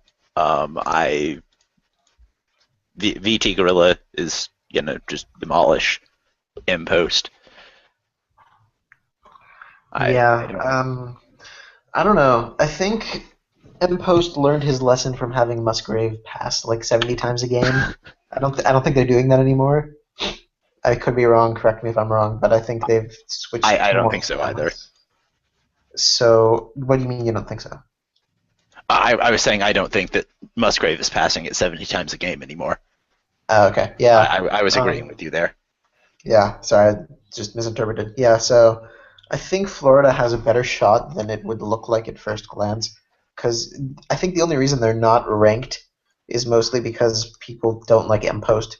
I think they're pretty decent. They're a good team. 5-2 is not a bad record. They should probably be in the poll over Arkansas. And but I think Aaron Shea. Aaron Shea has been very good. Aaron Shea is really good, and I think that if Vandy can beat Florida 42-14, then I think that Missouri can beat them. Well, that was also the last time I think Musgrave passed it like 70 times. So you're right. I think Florida, especially at home, has a better chance than anyone give them credit for. I think they'll keep it close. I don't know if they're going to win, but I think they definitely have talent across the board. And so I'd give them a shot. I don't think I would pick them, but I think it's going to be closer than most people would give it credit for. Missouri, Florida? Yeah. Man, Dancy Musgrave is going to take a literal shit on the field. All right, so via request from the shop box, we are asked to talk about the Playa Go Off. All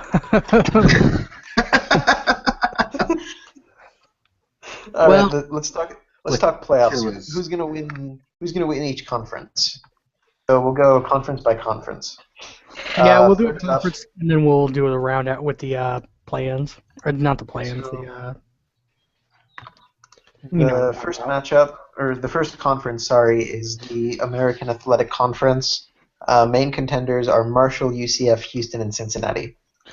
I'm gonna go ahead and bring up the wiki for them. I don't even really think that Cincy's in contention. They have to or Houston has to lose twice, and I don't think Houston will lose twice. Cincinnati lost to Houston, did they? Yep, Cincinnati. That's Cincinnati's only loss is Houston. I think in week 5 or 6. So Houston has week 8. You know, Okay, yeah, so Houston has the upper hand. Okay, fair enough.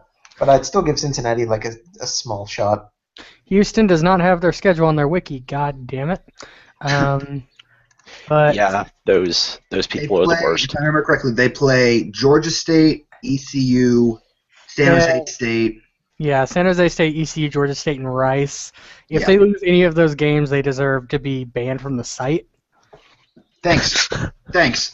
But wait, is Lax back in? Oh shit! Oops. Bro. You want to throw hands? Let's throw hands. No, I agree. If Houston loses any of the games remaining in conference against Georgia State, ECU, or Rice, who combined have now 4 wins and 7, have 21 losses. They're 4-21, and then they have San Jose State, which doesn't really matter. But if they lose that, they should just disband their program. But the West is basically already won because, like you guys said, Houston has to lose twice, and they have to lose twice to, as I said, Georgia State, ECU, or Rice. 2 of those 3 which they have at home, which, I mean, even if they were on the road, all 3 of them, they should still win them all. And then the East, it comes down to Marshall UCF tonight. Connecticut has an outside chance, but I don't think they're going to get in because they still have to play Marshall, I believe. I'm going to step in here and say that Marshall has an easier road than UCF because even if UCF beats Marshall, they still have to play Cincinnati. Actually, you know what? You're right. Never mind. I'll shut up. They would still have, that would make both of them with 1 loss. And yeah, they would still have. But if Marshall wins tonight, then you could just give them the because they have UConn, Tulane, and then ECU. Yeah. But hey, that one's in Greenville, and yeah. There's a lot of things in Greenville, but hey, that's their second hardest. That's their second hardest remaining game, according to mine. They still have an 86% win percentage, but we'll ignore that part. Listen, here's what's going to happen, okay? ECU wins out. It's revealed that Marshall, UCF, Connecticut, Georgia State, and Temple all have the same coach. It's another IP game. ECU wins, pulls the upset in the conference championship game, goes to the Fiesta Bowl and wins. Wins another Fiesta Bowl? Yeah, I love that. Yeah, no. Wins another Fiesta Bowl, even though it's impossible for them to go to the playoffs. Get the fuck out of here with that garbage. If that happened, what was Danger's thing for if he beat Texas? I'll do twice that. Danger's thing was supposed to be he was supposed to wear an Ingram jersey naked running around the street and take a picture. I think he settled for asking out April Dean's whatever the fuck she was through a Facebook chat and never delivered because he's a bundle of sticks. If what Jumbo just said happens, I will do whatever Danger was supposed to do. Okay, so basically, we're gonna say it comes down. I'm gonna pick Marshall and Houston in the ACC title game. That's who I have, and I have Houston winning that. Yeah, Houston's gonna win that. I would wager Houston. I'm saying Houston over UCF. So I don't look stupid. Yeah. All right, moving on. I mean, Marshall has it, tonight, but then loses to Houston. Yeah. Right. Respect. Yeah, Marshall has offense. But... ACC time. All right, so the main contenders Destiny. are Florida State, Boston College, and North Carolina are the 3 realistic winners. So, who do you guys think? Boston College would have to beat Florida State. Well, they play next week, and the winner of that essentially is going to win the division unless they fuck up the next 2 games. Yeah. Well, if Florida State beats Boston College, they only have Syracuse left. If Florida State wins, they clinch. If Boston College wins, they'd have to lose their next 2 games to lose the division. And Wake Forest and Clemson. You know what? History's never failed us before. I'm going to say FSU comes out of the Atlantic. Yeah, Boston College is on the road at Florida State, which makes it tougher. But just because I'd like to see a change in who wins the ACC, I'd rather see Boston College win. I like Weiss. I like him as a coach, but I think a change is good. So I'd like to see Jumanji and Boston College win, but I think Florida State will win that one. But I do think North Carolina is going to end up winning the ACC this year. They have a lot of talent. They don't have a schedule, for God's sakes. North Carolina is probably going to come out of the Coastal. I don't know what needs to happen for them to not. They play Interesting. Virginia Tech, Yeah. Miami, NC State, and Duke. There's no chance they're going to lose any of those. So Weiss said Yeah. he has if he loses again, he can't go to the playoffs. And if he does beat Boston College, then he also has to beat Florida. So the ACC could send 0 teams to the playoffs, potentially. Well, I personally think that it's going to be Florida State and North Carolina in the championship game, and North Carolina is going to come out on top. That's what I would agree. Yeah. Yeah. Yeah. I just think A.J. Jefferson is too good. But this is going to be, I think, North Carolina, since A.J. Jefferson is leaving, and they have a 1 out of 4.5 redshirted that's going to start next year. I think their dominance next year is questionable, but they do have 2 very good recruits coming in Josiah Harden, a 3 out of 5 defensive end, and Martin Whiting, a 3 out of 5 outside the linebacker. The Coastal becomes So- a toss-up then. Fucking Max Laws should have been mine. Salt everywhere. Stop. Too salty. Get your pretzels here. Get your pretzels. All right, Big 12. The main contenders are pretty much Oklahoma, and then the winner of TCU versus Oklahoma State in all likelihood will play Oklahoma in the championship game. When it comes to the South, if TCU beats Oklahoma State, all they have to do is beat one of Texas or Baylor. So if TCU beats Oklahoma State, give TCU the South. If Oklahoma State beats TCU, they still have to beat. I think they have to beat. Kansas State at Texas and Oklahoma. Yeah, they would have to beat 2 of us. They won't beat me, so they'd have to win at Texas, or else they would lose. Because then they would lose the Big 12. So TCU has the easier shot. No, obviously this is where Baylor pulls the upset this year. Finally gets that win against TCU again. So I'm going to say, with me winning this week, the only person still in contention is West Virginia. If West Virginia loses at Kansas next week, they're out. If they lose at Texas Tech the week after while I'm on bye, they're out. If I beat them in week 13, they're finally out at that point. So it's going to be me and TCU, and I'm going to give myself the victory. Yeah, I hate to keep agreeing with everyone, but I think that's pretty much what's going to happen. I think TCU will beat Oklahoma State, and Oklahoma is pretty clearly going to win. And I don't think TCU has the firepower quite yet to compete with Oklahoma.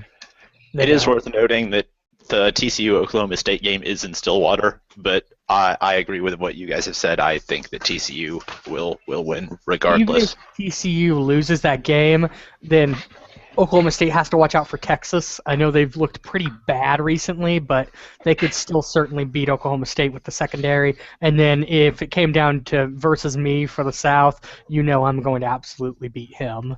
Mm-hmm. So yes. In the title game. Because I would hate to beat Oklahoma State in week 14 and then turn right around and fucking play them for the title. All right, let's move on. Win twice in a row. All right. Big Ten. Big Ten.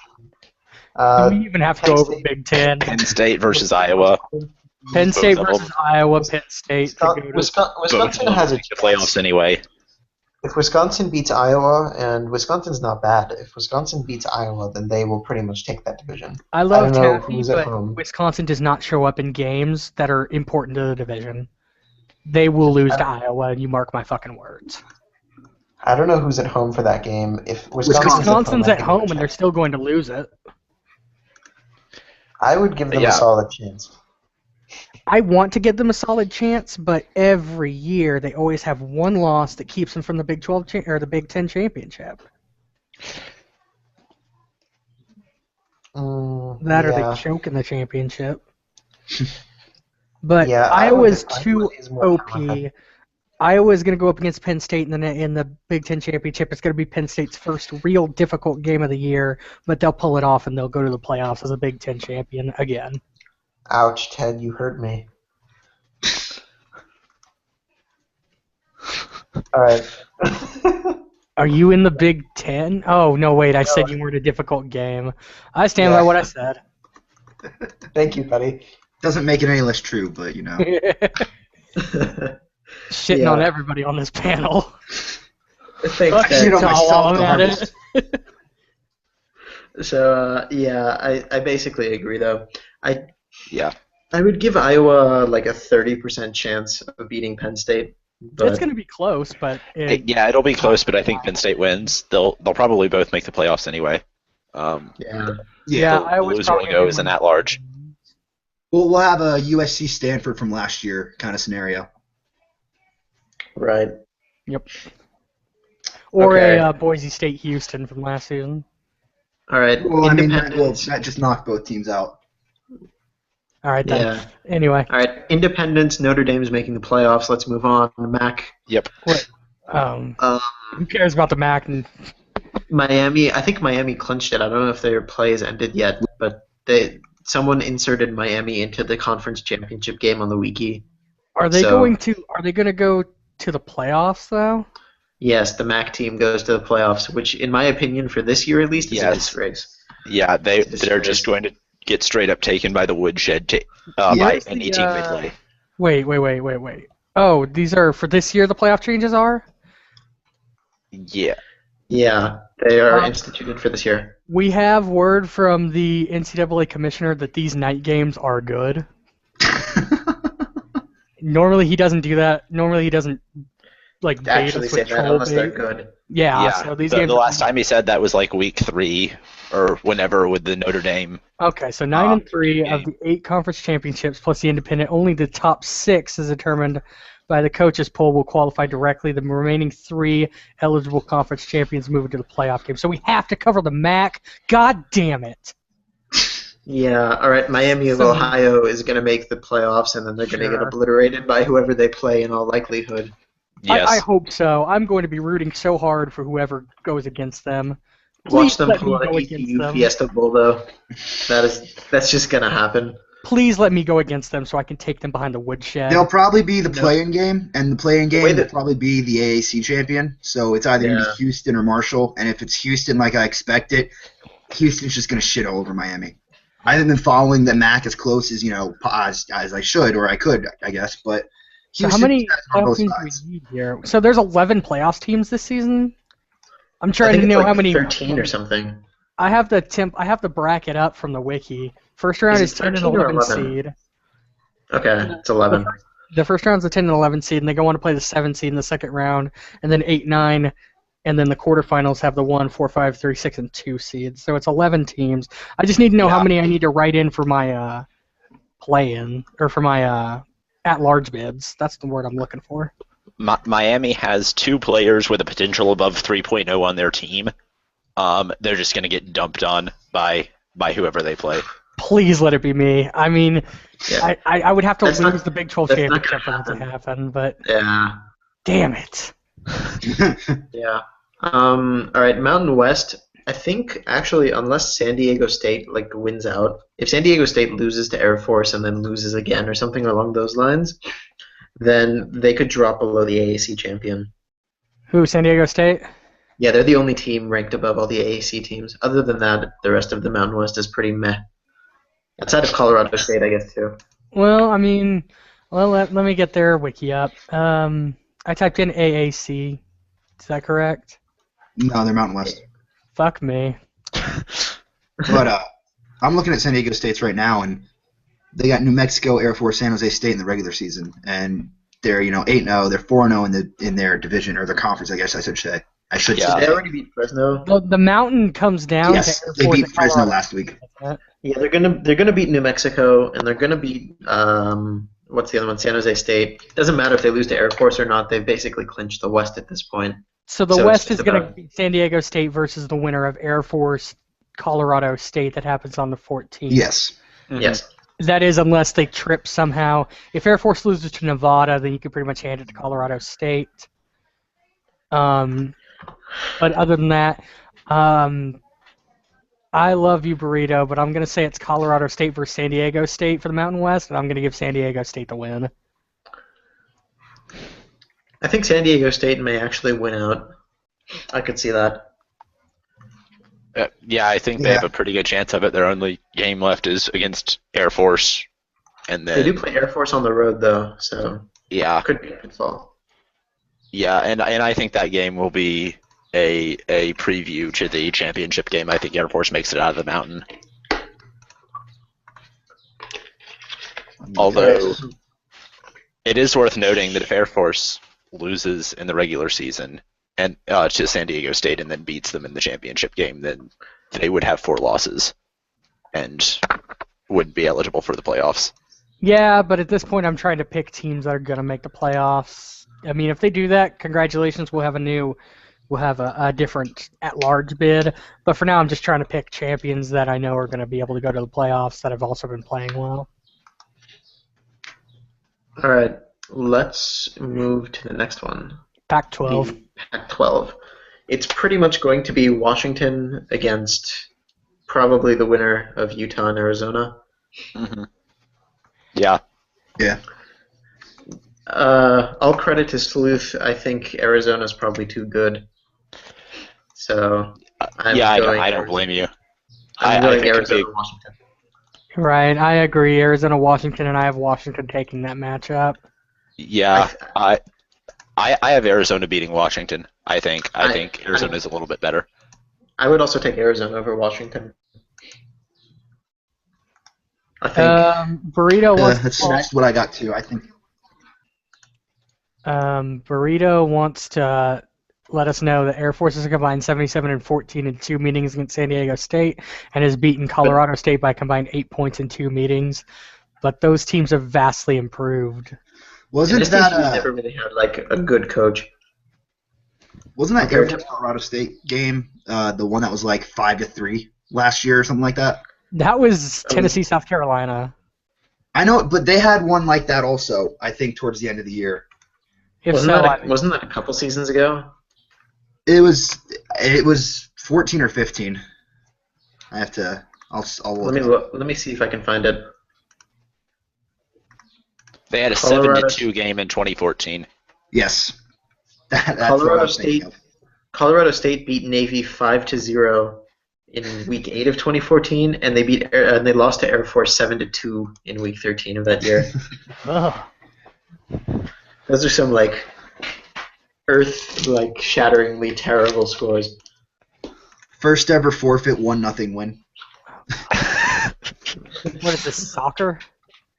No, it'd be 0-0 with a draw. But no, I'm just kidding. But anyway, Washington takes the pack. Anybody else? I think Arizona does, but I got Arizona too. Yeah, I believe Arizona gets it as well. Well, shit. I told TCTY Killer I'd keep faith in him until he proved me wrong again. He hasn't yet. All right, so last conference, SEC. Main contenders are Mizzou And Alabama. And Bama and Auburn. If Rome can miraculously beat Alabama, which is not going to happen, but don't if he put could, your faith in Rome. Sorry, Rome, but don't. And Georgia could maybe win the East with some help, but I don't think so. So at this point, we're going to pretty much. Alabama. I'm going to say it's Missouri, Alabama. Yeah. And it's going to be a fucking good game. Yeah, I gotta think that Mizzou has a slim chance, but I feel like Alabama is too good. Alabama. They're just too fucking good this season. And their defense is retooling next year with that fucking JUCO haul that Randy had. Damn it! Fuck him that's so just much. ridiculous. I think all the JUCOs of America should just move out of Mississippi and move into places far away from Alabama so they don't get the location tiebreaker. Since Hadno entered the draft and McCready's graduating, does Alabama have a QB for next year? Probably. I'm afraid to look at their depth chart, but I will. I'll take a look. Afraid to look and cry. Yes. They have a quarterback whose name is surprisingly Keith Simon, and he's a 3.5 out of 3.5 pocket, and they're also redshirting Antonio Pugh, who's a 1 out of 4 freshman. Is that really the... So...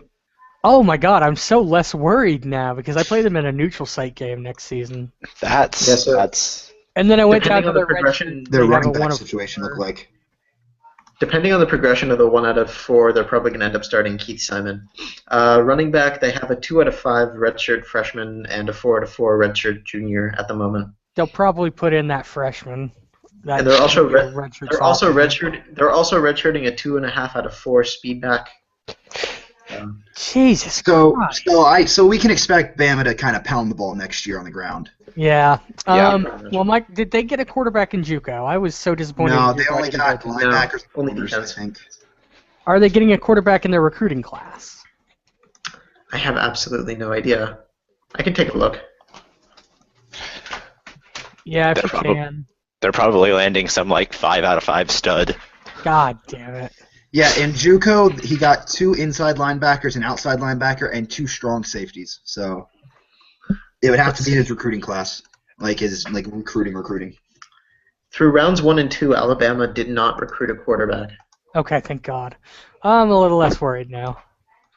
But So- I still haven't looked at considering. So let me see.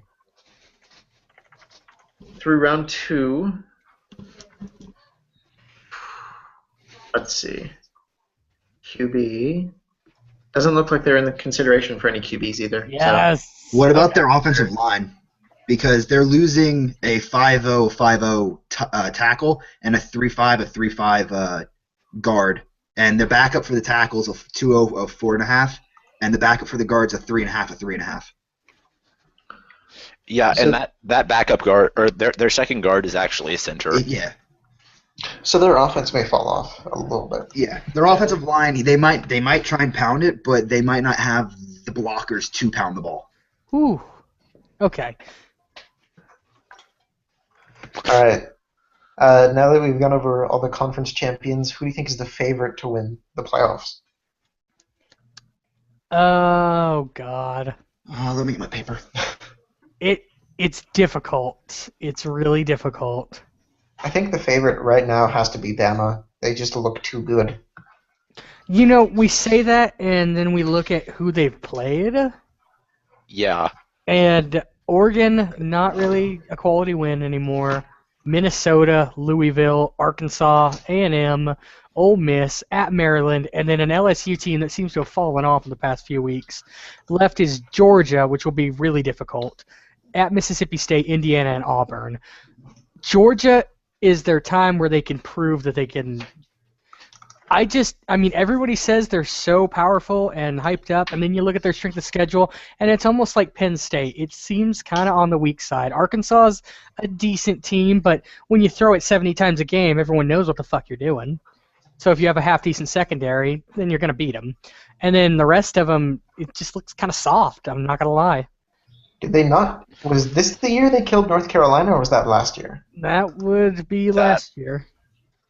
Last year. Okay. Huh. There's no North Carolina on their schedule for 2016. Okay. So, I mean, like Penn State and Alabama look strong. They'll have their best chance to actually flex their muscles come the playoffs. I don't know who to pick, really, because I want to be a homer and say myself, but I don't think I'm going to get back to the championship game this season. Yeah. Alabama's strong as hell and will probably end up facing Penn State in the championship as it stands now. When it comes down to it, I think Yeah. I'd put more of my eggs in the Penn State basket than anything else. I would too. I think Penn State is. I'd pick Penn State to win the playoffs right now. We all did that last year, and then look what happened. Well, it took like a great overtime win for anyone to knock them off. And they look just as strong even with a cream puff schedule. Gun to my head, Alabama. No gun to my head, I'm going to wait a few more weeks before making an official determination. But we also need to add in, with our conference champions, we've only got about 9 of the required 11 or 12 playoff teams. So what 3 are going to get the bids? I think the loser of the Big Ten championship game, the loser of the Iowa SEC championship certainly. game, Yeah. and possibly Maybe the the loser of the Pac-12. yeah, Who's playing in the Pac-12 again? Washington and Washington Arizona. and Arizona, Let me probably. look up the. I'm looking for the coaches poll. There it is. Well, right Let's now see. we'd only have two non-champs in because it's 11 spots and we have 9 conferences, so it would only be 2 of the Pac-12 Is it only 11? For SEC. some reason, I thought it was 12. Yeah, no, it's 11. It's 11, so then it would probably be Iowa and Missouri at that point. Yeah, that's what I was Right. thinking. So the biggest shutout out of that would probably be Georgia. Why No, not actually, Arizona/Washington? Arizona. Arizona/Washington. Totally missed Arizona. Yeah. Well, I don't know. Yeah, Iowa's barely ranked above. Well, let's say it this way: if Penn State blows Iowa out of the water, and then Arizona loses on like a game-winning field goal, who do you put in? I think you'd have to put in Arizona, assuming they go through the South undefeated. If a Because- team gets blown out that badly in the conference championship, then I don't think there's a point in putting them in the playoffs. The Mhm. thing, the Yeah, only because you only play about teams it, though, that is good or the better. coach that gets snubbed is either going to cry foul because that's an extra game I had to play that the other person didn't. Well, The other person did still have had to. and Well, then- Yeah. that's why the only Well, people that replace a loser in the conference championship game would be another conference championship game loser because they play the same amount of games. It's just, if they played a better opponent or if they lost by less. Well, it also depends on like the situation, because I hate to like bring up myself in this case, but theoretically I could beat Notre Dame and Penn State, which is never going to happen, I don't think. But I could, and then not even win my own division because North Carolina is going to win it. But in that case, I think I'd have a pretty strong argument for getting in the playoffs, if that makes sense. It would depend on how high you went up in the rankings after beating both of them. You'd certainly skyrocket, but I don't. Yeah, I'm just saying, like, I don't know it's that not you- it's not purely about conference championship Yeah. losers, if that makes sense. I would have to say You would Unless- need a lot of help, though. unless with, something yeah, happened where the I'm not MAC saying- didn't qualify or the Midwest didn't qualify, if you managed to beat them both, you would still get shut out of the playoffs. That's Well, just there's my estimation. There's also scenarios where like Florida State doesn't make the playoffs. If I- Florida yeah. State doesn't make the playoffs and you beat them both, you're in. Well, no, I'm just saying like there's other like ways that more spots could open up. Not necessarily me getting in. Just like there's ways that more spots could open up. yeah, depending on same who with wins. Mountain West and Air Force. Also, does the 3-loss thing apply to the the MAC? conference championship game. I don't think it applies to the MAC. Although I don't think it's fair that the MAC gets a spot in the playoffs this year. Yeah, 'Cause they don't have any Eligible adequate teams games. must be 9 or 3 or better. So if Miami of Ohio managed to drop to 4 games lost, they would not qualify for the playoffs. okay. Well, that's not going to happen. But I just think putting a MAC team in the playoffs when they all were just generated this year and have not played any teams out of that conference, and we know they aren't any good, I feel like it should just be reserved, at least this year, for another at-large bid. Even if that's I'm something sorry, but I'm going to biased bring this. that helps me. I'm going to bring this right back around to where we all should have voted for Division Two. I tried to warn everybody, nobody would fucking listen, and now we're stuck with this. The MAC impeding on our recruiting territory when the Division Two would have had their own recruits to deal with, and then now they're getting a fancy spot in the playoffs that's going to shut out a good team where they're going to get taken behind the woodshed and just smacked around, like something not offensive. They managed to beat what's probably going to be the AAC champion. Houston would take them behind the Oh, woodshed. yeah, Houston would murder them. Marshall, Why did they keep Marshall the would coach still for the beat first time in a them. long time? They're not going to win. They're not going to win any playoff games. So the commissioner said in the shout box, I think it's pretty fucked up to say just because they're their own conference they get a playoff spot. I assume meaning that they only play each other and that they don't get a spot. I don't think it's that. I think it's just the situation in which the MAC was brought in and created. I don't think there's a Yeah, point in putting them in the playoffs except for a symbolic thing. Because I think everyone knows, like, none of the If you MAC don't get a teams have had a chance at the playoffs, then what the fuck is the point? I mean, the MAC's not going to win any games, and it's going to leave somebody sitting out that probably deserved a shot at the playoffs better than this team that's playing each other constantly. Doesn't have any recruits, just a generated depth chart. I don't think it's to say, like, the MAC sucks and we all hate them, even though we've been joking about the MAC. No, Just- the MAC sucks, and I do hate them. I'm sorry, it's true. I doubt you're Well, actually sorry. Yeah, think no, for I'm this, not. I think for this year, just they suck, and I don't think they should be getting a playoff spot. I think it should start next year because then they have a chance for recruiting, bringing in JUCOs, all that. Fair enough, then they have some talent, but they were basically all generated with players that suck, and we know I mean, that Yeah. we if know they that they're want not going to do anything. if they want to come into the playoffs, they can have their loss, and we can all just point to it and say, "See, X could have had that spot, but no, the Mac got it." Because I think the problem with it is, um, like you said, there's no at-large bid for a team that could possibly deserve it. Like, And let I me don't let me think see if no I can one's get going the to say. coaches poll back up here. To be fair, if we want to see something that could kind of simulate MAC versus out of conference teams Because versus recruiting, I it think would. the other problem with the Mac, So goddamn, I keep getting a point and then I forget it. Sorry. so I have the depth charts up here, and Houston literally has a better player in every single position than Miami. Right. I They mean, have because a Houston higher had rated an player in opportunity. every position. Houston has had an opportunity to recruit. Hmm. I don't Well, understand what's wrong with the MAC champion going to, because the MAC champion in real college football is never going to go to the fucking playoffs, no matter if they're undefeated or well, not. They get to what go I to the what I was Liberty Bowl. What I was gonna say is it can because it's their first year, and I think it's like they were called up from Division Two in a way, and the Right. I teams that mean, get called up next from year, Division now Two, that they've had a chance to, like what you're they, saying, now that they've had a chance to recruit, after next year, fine. But this year, they're going to get blown out of the water. But it's like the teams that get called up from Division Two get a bowl ban. It's the same thing. I think they should just have a 1-year playoff ban. I mean, And then Stormstopper does make a good point in the Shoutbox in that if the MAC weren't in, we'd have a 10-team playoff instead, and there wouldn't be 11 teams. We're only getting 11 teams so that the MAC can be in. And at the same time, I do sort of think that maybe the MAC should get a chance to prove themselves in a way like everyone was arguing for the Boise States and the TCUs of the world back when Boise State was winning Fiesta Bowls and stuff, IRL. I mean, I'm just gonna furnish up my "I told you so" fuck the MAC picture for when they go to the playoffs as the 11 seed and play Houston and just get shit on. I mean, I do think they'll get taken to the woodshed and just get dumped on by anyone they play, but I don't know. I maybe they deserve a chance. Look, I don't know.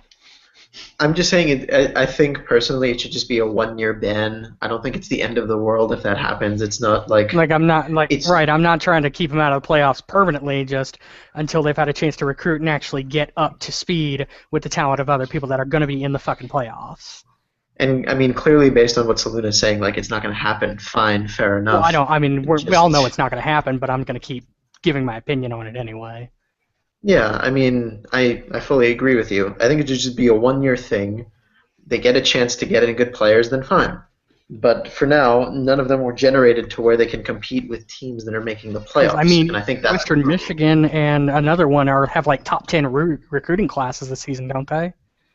Yeah, exactly. Yes. That's perfectly fine. If they get a top 10 recruiting class and they can put up talent where they might be able to put up a chance in a game, fine. But we all know that that's not going to happen this season.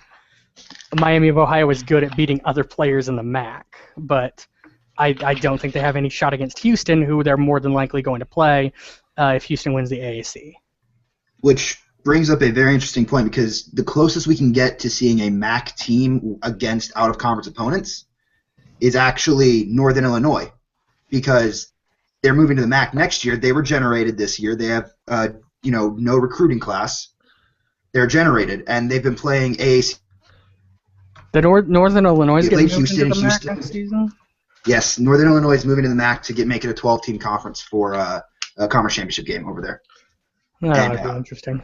But Northern Illinois might be the best MAC team, but they're not playing in the MAC because of, they were set to join the AAC. MAC was going to come further down the line at some point, but it had to get moved up. And they played Houston. They're playing Cincinnati at the end of the year. Houston kind of blew them out, only because Houston's had 2 or 3 seasons of recruiting, and then Northern Illinois got generated. They have a good quarterback, but they don't have the depth that Houston has. Right. I mean, I'd hardly call 31-24 a blowout, but that doesn't change the fact that they are 5-4 right now. I mean, I don't care if the opinion's moronic or whatever.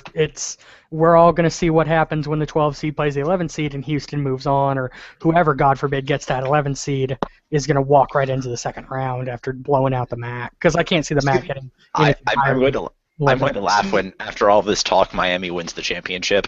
Just like if they win the championship, I'll leave the site. No shit. I'll just straight up retire whatever I need to do.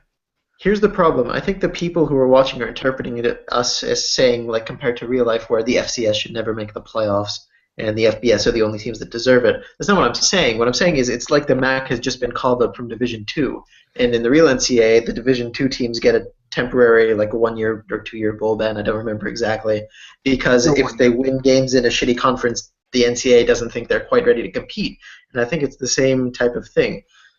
If you want a real life kind of example, Georgia Southern this year. They played in the Sun Belt. They played NC State close. They played Georgia Tech close. Both very good games, both losses.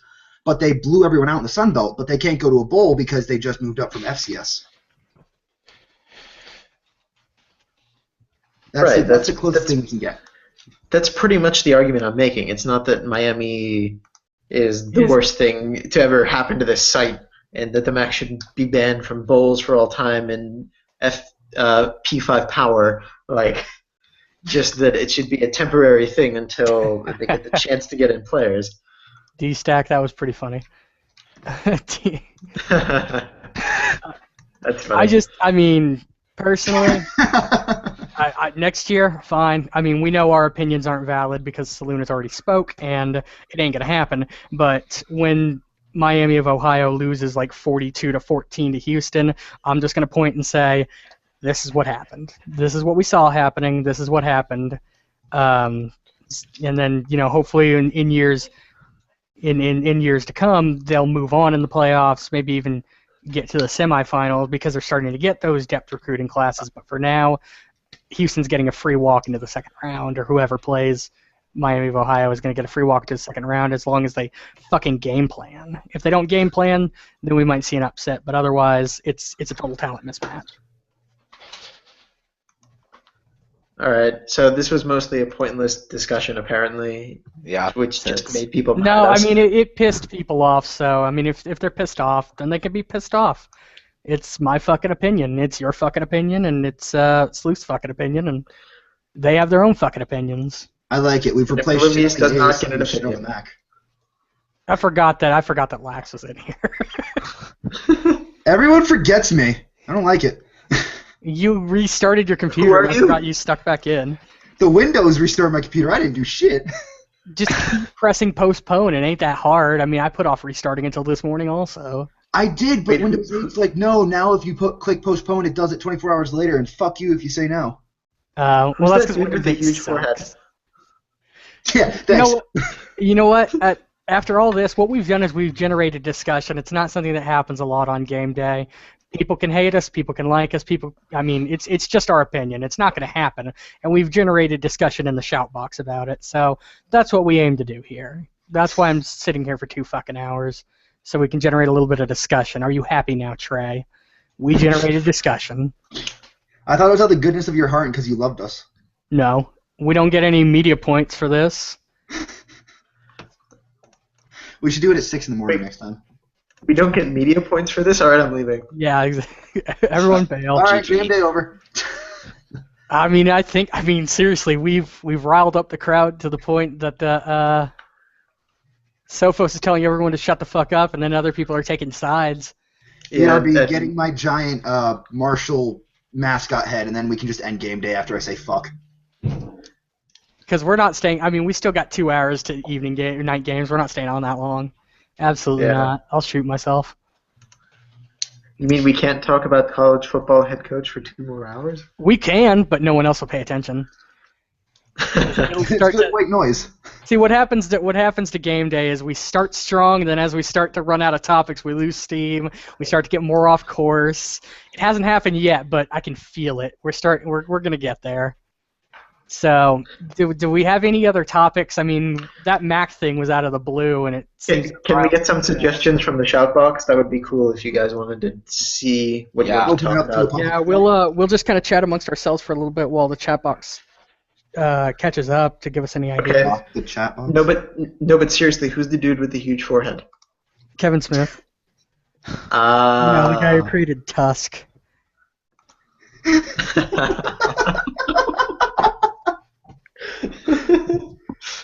Robbie Fitzpatrick, I need you. I'm gonna go cry in a corner. Yeah, ECU shouldn't be making the playoffs either, guys. Yeah, I'm The just so prophecy good. has foretold it. I have a young offensive line. That's all I can really say about this year. Plus, Willie Cowan didn't know what team he played for the first 7 weeks. Nephew Jack does bring up a Yeah. good point in the chat box. Rank head coaches based on attractiveness. I Yes. I would be like. And- 80th. mean, Sleuth's the bear. Ted's a logo. Jumbo's a Darth Vader looking thing. My logo is Smithy from Super Mario RPG. I'm a real human. I'm obviously the best. But that forehead. For those of you who don't understand why I keep bringing up the forehead, before the show started, Olivia said, "Why does my forehead look so big in that picture?" So now I'm going to continually bring it up.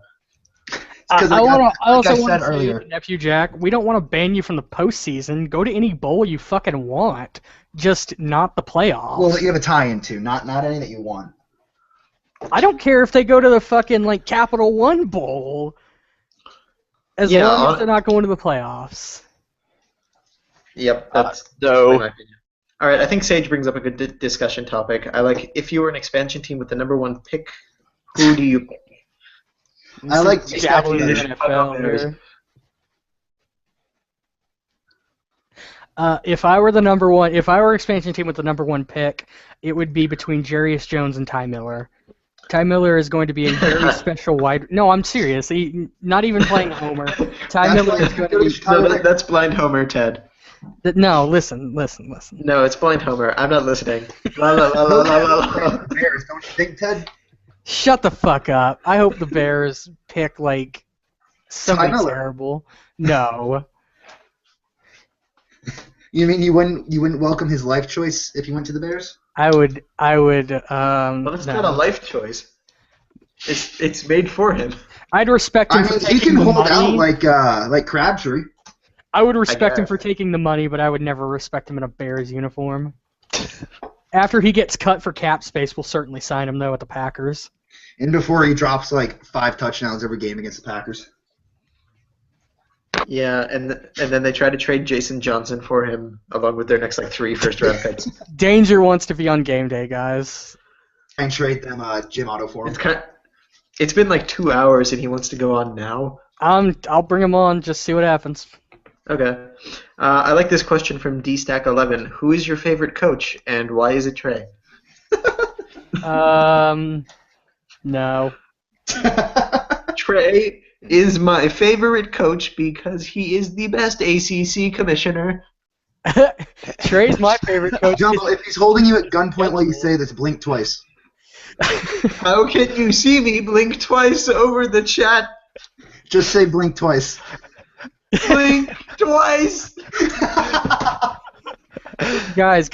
Trey's my favorite commissioner because he pushed for this schedule where now Saluna can taunt us with the night games for a couple more hours. He said coach, not commissioner. Coach. Well, replace what I said commissioner with coach, and there you have it. It's the same fucking thing. So Neo wants us to predict future playoff teams in the next 2 years. Oh, hi, Danger. Oh, there he is, the hungover wonder himself, Mr. Frat Danger Zone. Just say blink twice. What's up, guys? So this is where we close your YouTube tease you in, tab. right? Guys. Trey's my favorite commissioner because he pushed for this schedule where now Saluna can taunt us with the night games for a couple more hours. Oh man, Muted. Don't want to fucking listen to ourselves do the same thing. Unmute. Close YouTube. I don't want to listen to myself talking. Dude, I love the sound of my voice. Why am I not surprised? Time forgot his interface password. Time Um, PM Inspiral. Time. All right, first thing you got to do is stand up out of your chair, spin around twice, put your hands to the sky, and say, "I accept James Dale as my Lord and Savior," and your password will come to you. So Discreto wants us to talk about the biggest disappointment so far this season. Florida. My life. I think USC.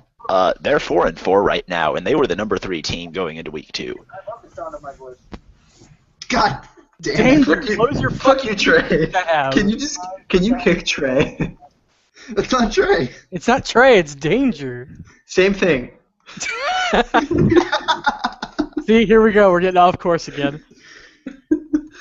I'm pretty disappointed by Texas. Texas was number 1 preseason, and they just beat UNT by 3 at home. And they also lost to West Virginia. Yeah, exactly. Yeah, no. So how does Texas almost lose to North Texas? Because they lost to West Virginia. Yeah, because they're like horribly overrated. Yeah, they're pretty shit. I beat them pretty well. West Virginia beat them. Sam Light is a garbage quarterback. You can see it in the ratings for the NFL, and you can see it in Texas's play. The only reason they even keep winning is Chino. Ted, can you please kick Danger? Yeah. Wait, why? Close your YouTube tab. I just did. Jesus Christ, that's why we kept muting you. Okay, good. Here, Did it I take like you that Nephew long Jack's to realize question. it? Trey versus Saluna. Who wins in a fight? Saluna. Saluna's like a really big built German, and I can only imagine Trey Yeah, is like Saluna. a skinny post white boy No, from Georgia. Trey's pretty big, but I think Trey would take his NASCAR and just drive it directly into Saluna. Nah, Saluna would hear that coming. You'd have to do that with like a Prius or something. Something silent. Dude, I guess Trey Trey would never wouldn't win drive a then. Prius. Prius is a Democrat's car. Saluna would fuck up Trey, but here we go getting off topic again. I blame Nephew Jack.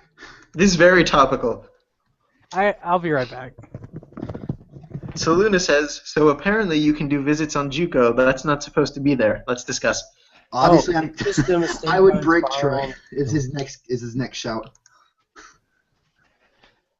All Bengals staff members are the same. No. You're pretty cool. Danger, I didn't know you were Trey. No, I'm not. I don't know. I feel like I you could bet do you are a good now. imitation of a Southern accent. What? Action.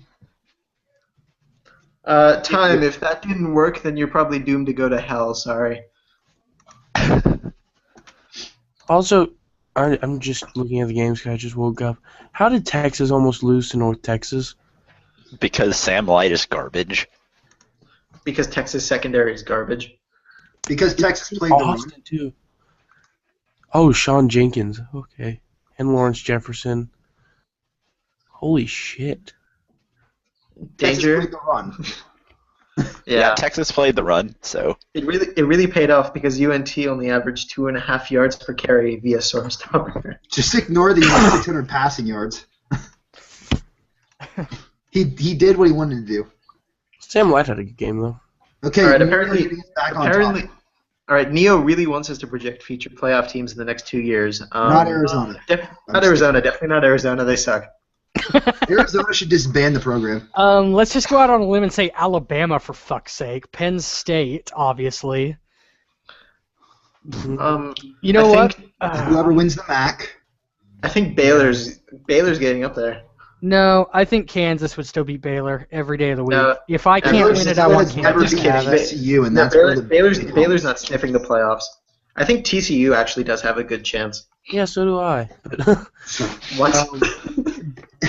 Kansas had a good recruiting class. They'll rebuild. If it can't be me, it's going to be Kansas. But you know what? I'm going to go ahead and say me because fuck it, why not? I think I mean, I got Graham Burnett. By his sophomore season, he'll probably be 4.5 or 5 out of 5. Unless I he think drowns Boston- in the salt from time. he's just Boston- a 3 of 5, so he can't be a 5 of 5 the sophomore year. Boston College is making the playoffs from the ACC next year. I could see that. Yeah, because FSU is going to fall off, I think, a little bit, especially now that Latta's leaving. Didn't they get Luke Cobb, though? Yeah, but that's not going to help when you don't have a QB. Yeah, Who's ready? Well, who else is in the ACC? Pittsburgh, maybe? I don't know. Dale's leaving this year. Dale's That's leaving. a good thing. You're gonna go up because of that. I do have a 4.5 out of 4.5 QB already waiting in the wings, so There you go. it's not going to be too much of a drop off. I have never had a good experience with a 4.5 out of 4.5. From now on, I'm only recruiting 5-star quarterbacks. Well, I didn't even recruit this guy. Like the person who was here before me, whoever it was, actually recruited this guy. I'm doing pretty well with my 4-4, so. Yeah, I've got a 4.5 out of 4.5. Well, He's like it's the Big 12 awesome. championship game, and then he's gonna lose. My 2.5 of 3.5 sucks dick. Fuck you, Matt. Shocker. You too, Pat. Wait, your 2.5 out of 3.5 sucks? Tell me more. Which is funny because 3.5s have not hurt me in the past. I mean, I won a Fiesta Bowl with 1, and then I made a bowl last year. It's just Willie Cowan's riding a short bus somewhere. Oh, man. Trey, you just sound so not Trey. Why do I keep calling you Trey? Danger. Because you he sound is so literally dumb. Trey. Oh, I guess it is true that all Bengal staff members are the same. That's racist. I don't think so. But I'm a little tired. I just woke up. Yeah, you're a bit hungover Yeah, still, aren't you? you. No, I'm not hungover. I spent 6 hours walking last night, so. What the fuck? Frat. Exactly. They all got a nice. Did they teach you the consensual evening. racist chant yet? Have we hazed No. Danger into game But day? I'm not going to go into that. So he Oh, he did doesn't want to let us know what the chant, just racist not that chant is. specific one. No. All right. Hold on, Let's get back. Oh, we Let's got get back. Gameday. All right, guys. Who is going to be the best QB in college next year? North Berkshire. If he doesn't declare North Brookshire. I'm going to say not Norris Berkshire because I don't want it to be. It's really going to be someone else. Just imagine North Berkshire 5 of 5 redshirt senior, and then on my fucking red shirts, I'll have Graham Burnett 3 of 5. By the time he comes out as a redshirt I think it's freshman or look, it's redshirt clearly- sophomore. Yancey Musgrave is clearly the best QB. That's Oh. a He huge. will be after Impost leaves. Ooh. I just want to reiterate, fuck Willie Cowan. I'm glad I only Okay. wasted 1 point on you last year, you fucking fuck. Sophos has given us the family-friendly programming seal of approval. So congratulations, boys. This program is rated PG-13 for strong language. Fuck your language. And mild Viewer- violence. Viewer discretion is advised. Mild violence, don't forget that. Mild situation? violence. College game day reach around since 2013. Excuse me, the true motto is college game day where the strength of schedule does not matter. And quality, yeah, strength of schedule doesn't matter and quality losses don't exist. Exactly. Anyway, do we have anything else to discuss? Because it does seem like we're getting derailed again. This is very college football oriented, Ted. GRV says he left game day at the wrong time. Yeah, you did. You fucked up and you missed a great discussion about how the MAC doesn't deserve to be in the playoffs. No, and it then, does. And then Saluna said I don't deserve to be in the playoffs because he hates me. Well, you got the talent to back it up, but you wouldn't make the playoffs anyway because you won't even win the ACC. I don't think I'm going to win the AAC either. You could if you were there. Dude, if you don't win the AAC, then you should just quit. But I can't. I have no opportunity to. It's not fair. I'm pretty sure you could still win the AAC regardless. I'm the commissioner, for God's sakes. I feel like Houston would beat him because James Dale is bipolar. You keep saying that, but he really isn't this year. Just watch. It'll happen either against Notre Dame or Penn State. He'll show his true form. It's And been then- like 8 Bruno games. Mars over here. What? Nothing. Mhm. Fucking call me Bruno Mars. Yes. You son of a bitch. Sing for us, Bruno. That's fucking low. I loved your halftime performance. I love Katy Tuss. Perry was better. Yeah, because of tits. I don't know. I think Missy Elliott was the real star of the show. No, left The shark. real star of the show was me putting it on mute and looking at porn. Fuck all of you. No, I think it was clearly Left Shark. No, it was right shark. Right shark actually went to recital and understood it. How much do you have to recite or practice for that? I mean, you're just fucking shark. Probably 3 I months mean- at least. I mean, left shark shows you why there's practice for that. No, but Left Shark was doing an interpretive dance. No, he was just I- trying to jerk himself off in that costume. Didn't one of the costume went to trees? Didn't one of the trees do an AMA like right after Yes. it happened? I have no idea. I must have missed it. Yes. I generally don't look for trees AMAs from halftime performances, but maybe you do. Well, I I don't know. do. I'm not judging. For me. Like, I am a tree, ask me anything. Well, that sure sounds entertaining. But what if it's a one-man show about a tree? See, I feel like that would be less entertaining. There's If it was an been- actual tree, then like I would have so many questions. See, I could recruit a tree and still have a better quarterback. Death CPO really missed out on this. Yeah. He could have Okay. defended the Mac. He could have, Oh, good but for he you. didn't. Yeah. Anyway, I feel like even though Nephew Jack just said leave James Dale alone, which means I love him, sorry, Mac is still bad. James Dale confirmed to be Britney Spears. You will not get my sympathy that way.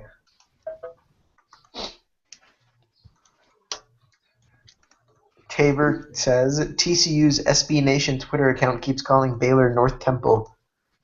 So petty. Any response? Petty. I think Yeah. that's hilarious. I don't think that was intentional, but it was funny. Oh, that's a good topic actually. Who gets the Florida head coaching job?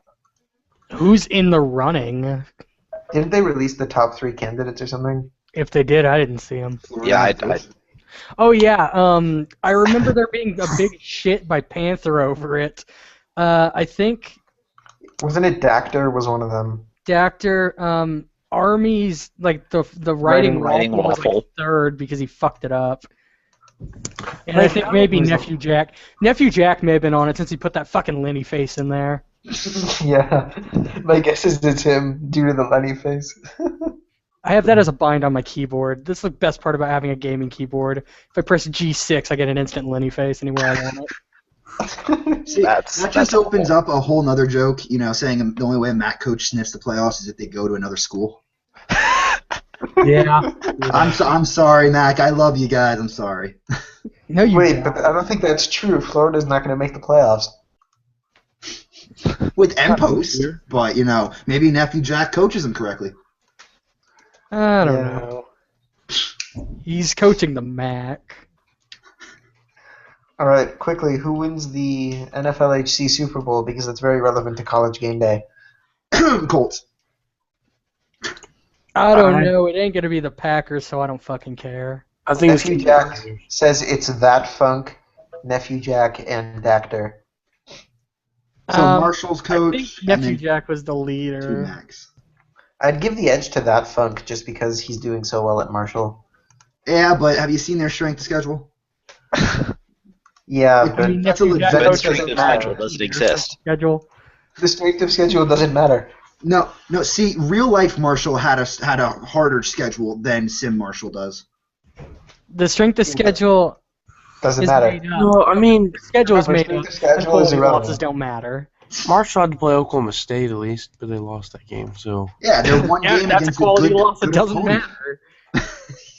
The quality losses don't matter.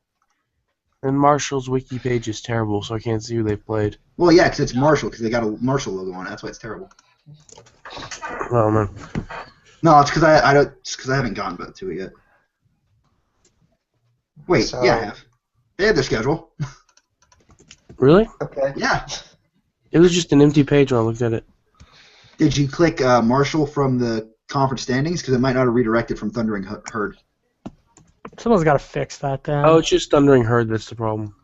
Yeah, if you just do Marshall, it comes up. It hasn't redirected. Like we haven't set that one up. All right. But I mean, Oregon State's a solid win. Duke is okay win, I guess. Oregon State is like 3-6 right now. Yeah, That but their other was ones even are before Nevada, East became the Georgia coach out there. State, Wyoming, Temple, and SMU. Storm, the Browns aren't going to win a fucking thing. They're not even going to win this weekend. I'm pretty sure Yeah. between their first 9 games, Oklahoma State has more wins than all the other teams combined. Or at On least their close. schedule?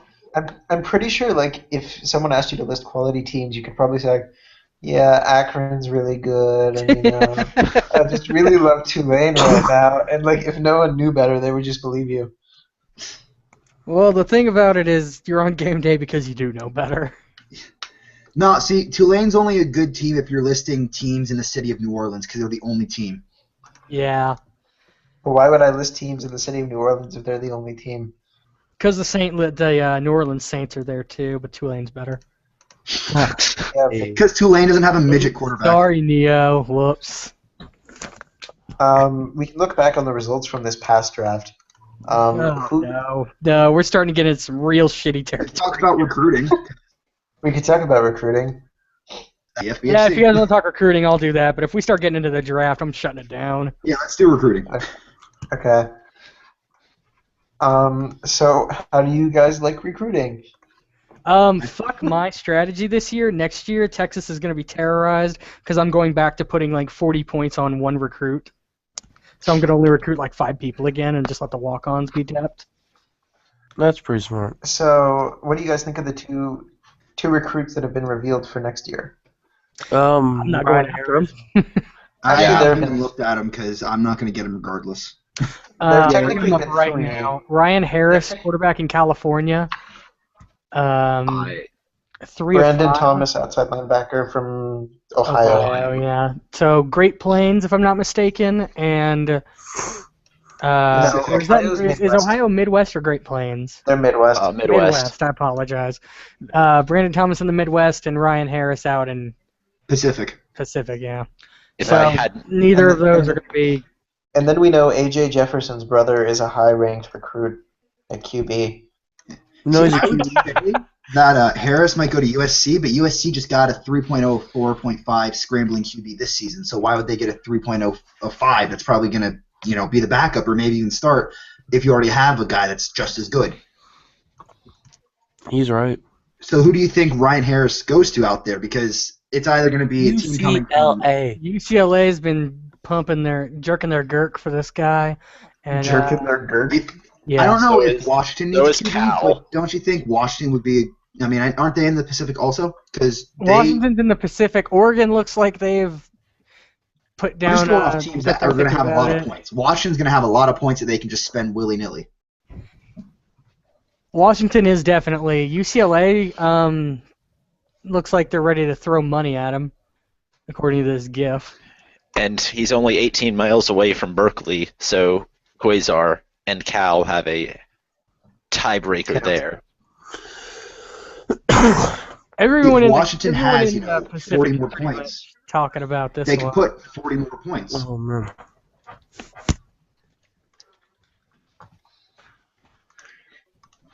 It's just Okay. you got to have a team that can challenge Washington out there, and USC, in my opinion, was the only one that could. But they got a quarterback this season, so they don't really need another one. People can challenge Washington. I mean, it's just how many points you spend, like not how many points you have. Washington isn't going to put more on it than someone else could, so I think UCLA will step up, drop like 100 on him, and keep him. Depends on who wants him the most. I mean, if you're willing to sacrifice your recruiting class like I was this year for Graham Burnett, you could certainly just put down enough to keep him out of reach of everybody, or you can go with the intimidation. One of them could try to intimidate the other teams and then bid low. Yeah, And the 2 ways you can win a spotlight prospect. I went the high road and just said everyone stay away because I'm going to be dropping triple digits, and I did. So it just really depends on how many holes you need to fill on your roster. Hmm. and looking at Washington's depth chart, they definitely could use Burnett. I mean, not Burnett. Sorry, Harris. Yeah. Well, they could also use Burnett, but he was way out of region. So Yeah, they weren't. They were any points they put on Burnett were going to be wasted. It was really funny because last season when I came back to school and kind of slacked off on some articles, Time PM'd me. He goes, Wax, if you don't do articles, I won't get enough points to get Burnett next year in recruiting. I'm like, dude, you're not getting them anyways. I don't care how many articles I do and get us a plus 20 if I did. Ted's in the playoffs and the championship. He's not missing them. Right. If Ted wants them, Ted gets them. SMU is pretty much destined to miss on a big recruit every single year. Like the best And recruit. it's only from the state of Oklahoma. So when we get Tulsa, Tulsa will take someone from SMU. Oklahoma. Now Oklahoma took Burnett. Tulsa, whenever they appear, will take someone from SMU. Some big guy too, like Tulsa will throw their entire recruiting points as out. linebacker. Didn't SMU also miss out on Joel King? I just came in. SMU missed out on Joel King, so did Baylor, and so did TCU. Yeah, And then Spear King went inactive like a a month later, didn't he? Baylor and Houston, obviously. But So now about Brandon Thomas, where do you think he ends up? I haven't really looked at the recruiting classes of the Midwest up there for linebacker, but I have to imagine because I mean obviously with so many teams in the Atlantic, I had to look around and a lot of teams up there, and now that they have the MAC even, Brandon a lot of teams Thomas? up there had a big class. If Miami of Ohio makes the playoffs, like they are pretty much expected to do, they're going to end up getting playoff points, which means they'll have more points than a lot of people in that region. And they have shown their interest. Oh, no, wait, that's Ball State. I don't know these MAC logos. Anyway, Ball State seems interested, and I can't think that Miami of Ohio wouldn't probably stick their dick into the mix if they make the playoffs, which they probably will. They're going to get a bunch of free points just for showing up. It's like a swag bag full of recruiting points for them. So do you think every team from not only the state of Ohio but from that recruiting subregion, do you think they all put points on Thomas, or do you think it's only teams that require that need? Only people that have that need. An outside linebacker, no matter how good they are, is not going to be worth half of what I put on Burnett.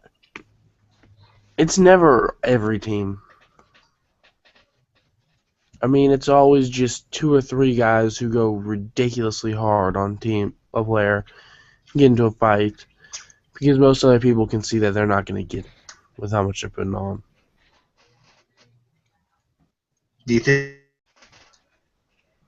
because with Harris, it's either a big team that's in the playoffs and gets all those points, or it's an out of region team, in my opinion. Do you think that could happen with Thomas? Maybe Saluna, if he wants to go out there, takes one from him. Based on the way I think Saluna does recruiting, I don't think that he's going to venture out that far. I'm sure that whatever recruiting he's in, Great Plains, I guess. Saluna's in the I believe he's actually Atlantic. Atlantic. I'm sure the Atlantic will have their own spotlight that he can take, but I don't think he may throw he may cast a line out there with 20 or 25 points just to see if anybody else casts their line, but I don't think he goes hardcore and tries to steal them.